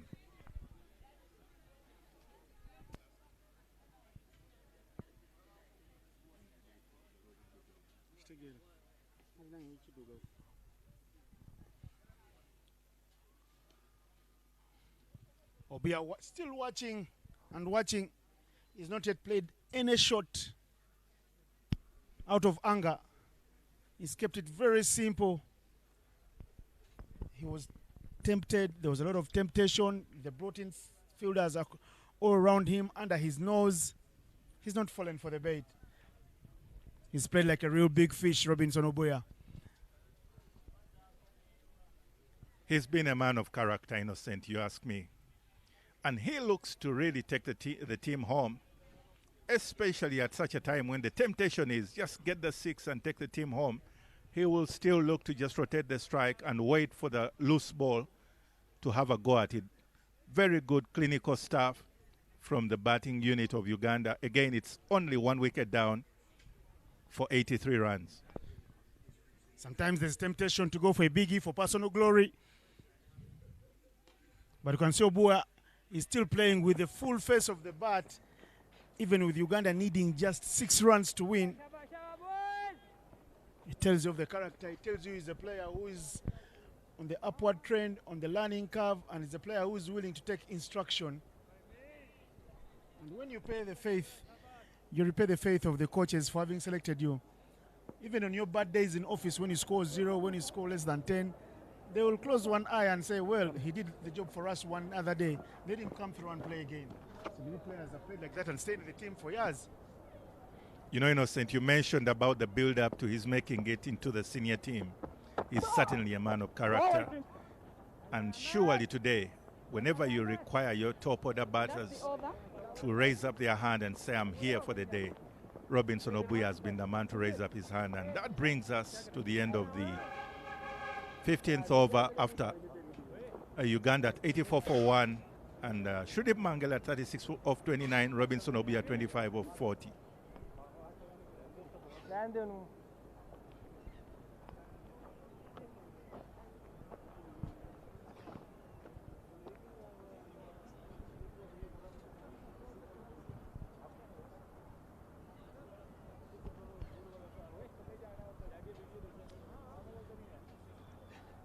If you follow Uganda cricket closely, you will very well know that it is 6 days to the ICC Cricket World Cup Challenge League B in Lugogo. And very well here, it is 6 runs for Uganda to pick up a victory against, a much-needed victory against Bahrain. The Kingdom of Bahrain drew first blood yesterday, asking all the questions, the difficult questions of Uganda's abilities, and they were the victors. Today, Uganda will look to bounce back in fashion with a stellar victory. To remind everybody, we are a powerhouse, not only in Africa, but in the world. We are fresh from the World Cup. And I don't know what the thinking is for the bowler and for the batter. I would like to be a fly on the wall in their minds to see what they're thinking. Does Obuya say, time to go for 6? He swings hard, swings everything and misses. Keeper doesn't take it. The chase is on. 1 run is completed by Uganda. 2 are, and then 3 runs are completed for Team Uganda. Obuya was listening to the commentary while he was playing. Looked like he wanted to go for a big one. You know, Innocent, if you're a great believer in predestination, everything seemed well poised and all the stars well aligned for Obuya to go for a 6. And he seemed to want to go for that particular glory. But thanks to his particular day, he's still there, and it's 3 extra runs on board. 87 runs on board for Uganda. 9 wickets still in hand. It will take a miracle of marginal proportions here for Uganda to lose, more than divine intervention. That is the catch taken. Shadib Mangela falls against the run of play. But what an innings from Mangela. He falls for 36 from 30 balls. Well played. His innings was one of a game changer. He will walk away. He was looking for final flourish. Didn't get any of that. It will always be there, especially when the ball is right within an arc. I would have indeed chanced him to go for that particular one, but over this time, over the extra cover. However, Shudip Mangela in particular stays on ground and he ends up just gifting mid-off for a brilliant catch. And that will bring onto the strike Dinesh Kumar Nakrani.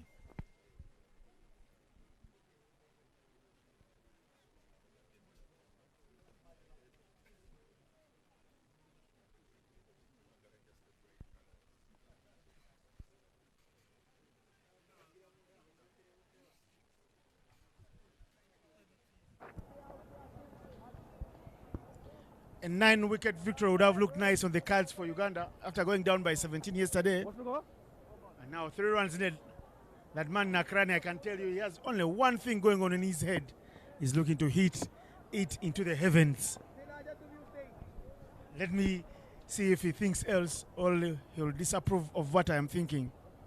But here is Asif Ali to Dinesh Kumar Nakrani. You know, Innocent, you only hope it's not straight into the heavens, but rather across the boundary. He has a look around fast ball. He didn't score many yesterday, but he bowled very, very well. It was the pick of Uganda's bowlers. There's Nakrani. He finishes it with a 6. Big victory here for Uganda. 6 hit into Kampala Road. He sends that one back to the city. He says Uganda have got the keys to the Ginger City. Big victory, Michael. You called it, Innocent. You called it. He was always going to go for the big one.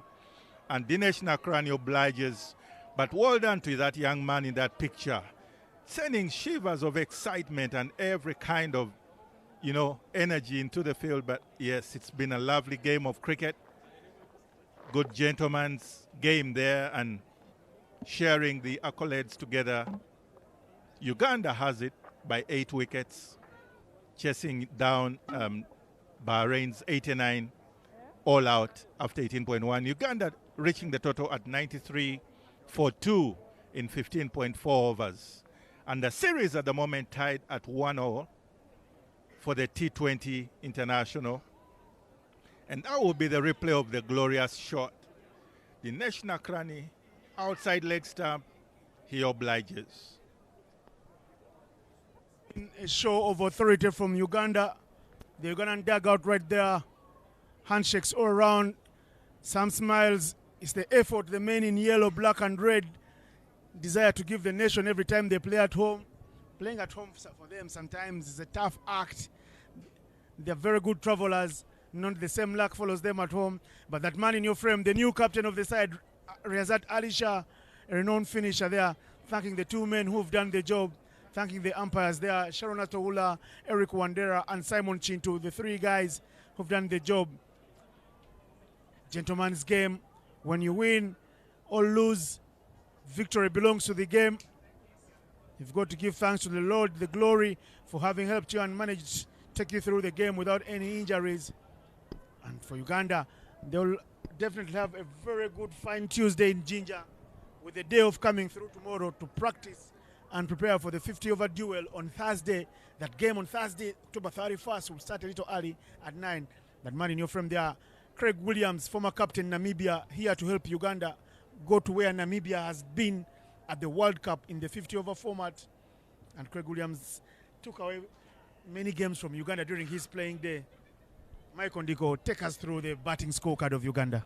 Yes, indeed, Innocent. Ragab, that one, it was a bit straightforward with Robinson Obuya. Great partnership. But the partnership, Innocent, is between Shridip Mangala and Robinson Obuya there. over 50 runs partnership. And making light work at the end there, Dinesh Kumar Nakrani just coming in and getting 6. The rest of the troops were not required, as Uganda reached its target at 5.94 run rate. And that was quite clinical for their team today. Bahrain earlier on, with their fielding, Bahrain managed to have decent bowling figures, especially because they were having a low score to defend, but nevertheless, only 2 wickets to show for Asif Ali and Imran Javed Anwar. Altogether, it's only Abdul Majid Abbas, that gentleman with his left-arm orthodox at an economy rate of only 3. He managed to keep Uganda a little quiet in his 4 overs. Altogether, the same was only to be spoken of Uganda as the victors of the day. And earlier on, that batting scorecard will tell you the summary. Ali Shah and Bin Nasil, 54 and 11. Chewuta Cosmas, 12 for 3, with Juma Miyaji, 18, 3 wickets, each in their 3 overs. And Henry Senyondo never out of the picture, 14 runs, 2 wickets in his allotted 4 overs. Mangala, 36 of 30, Robinson Obia, 28 of 41, and Dawan, 21 of 21. And that's it. As it stands, the series 1-0 after 2 matches. And that is in favor of Uganda for the net run rate. It's been wonderful having you with us here, and we're looking forward to the rest day tomorrow as Uganda prepares to face off with Bahrain again on Thursday, where it will be this time a 50-over game in preparation for the upcoming World Cricket League B in Entebbe and Kampala. From me here, Innocent Ndaula, Michael Gresindik, and Ivan Cyprian Sajabi would be in the commentary box, and we'll leave you with those pictures of Uganda looking jubilant and very victorious on the day.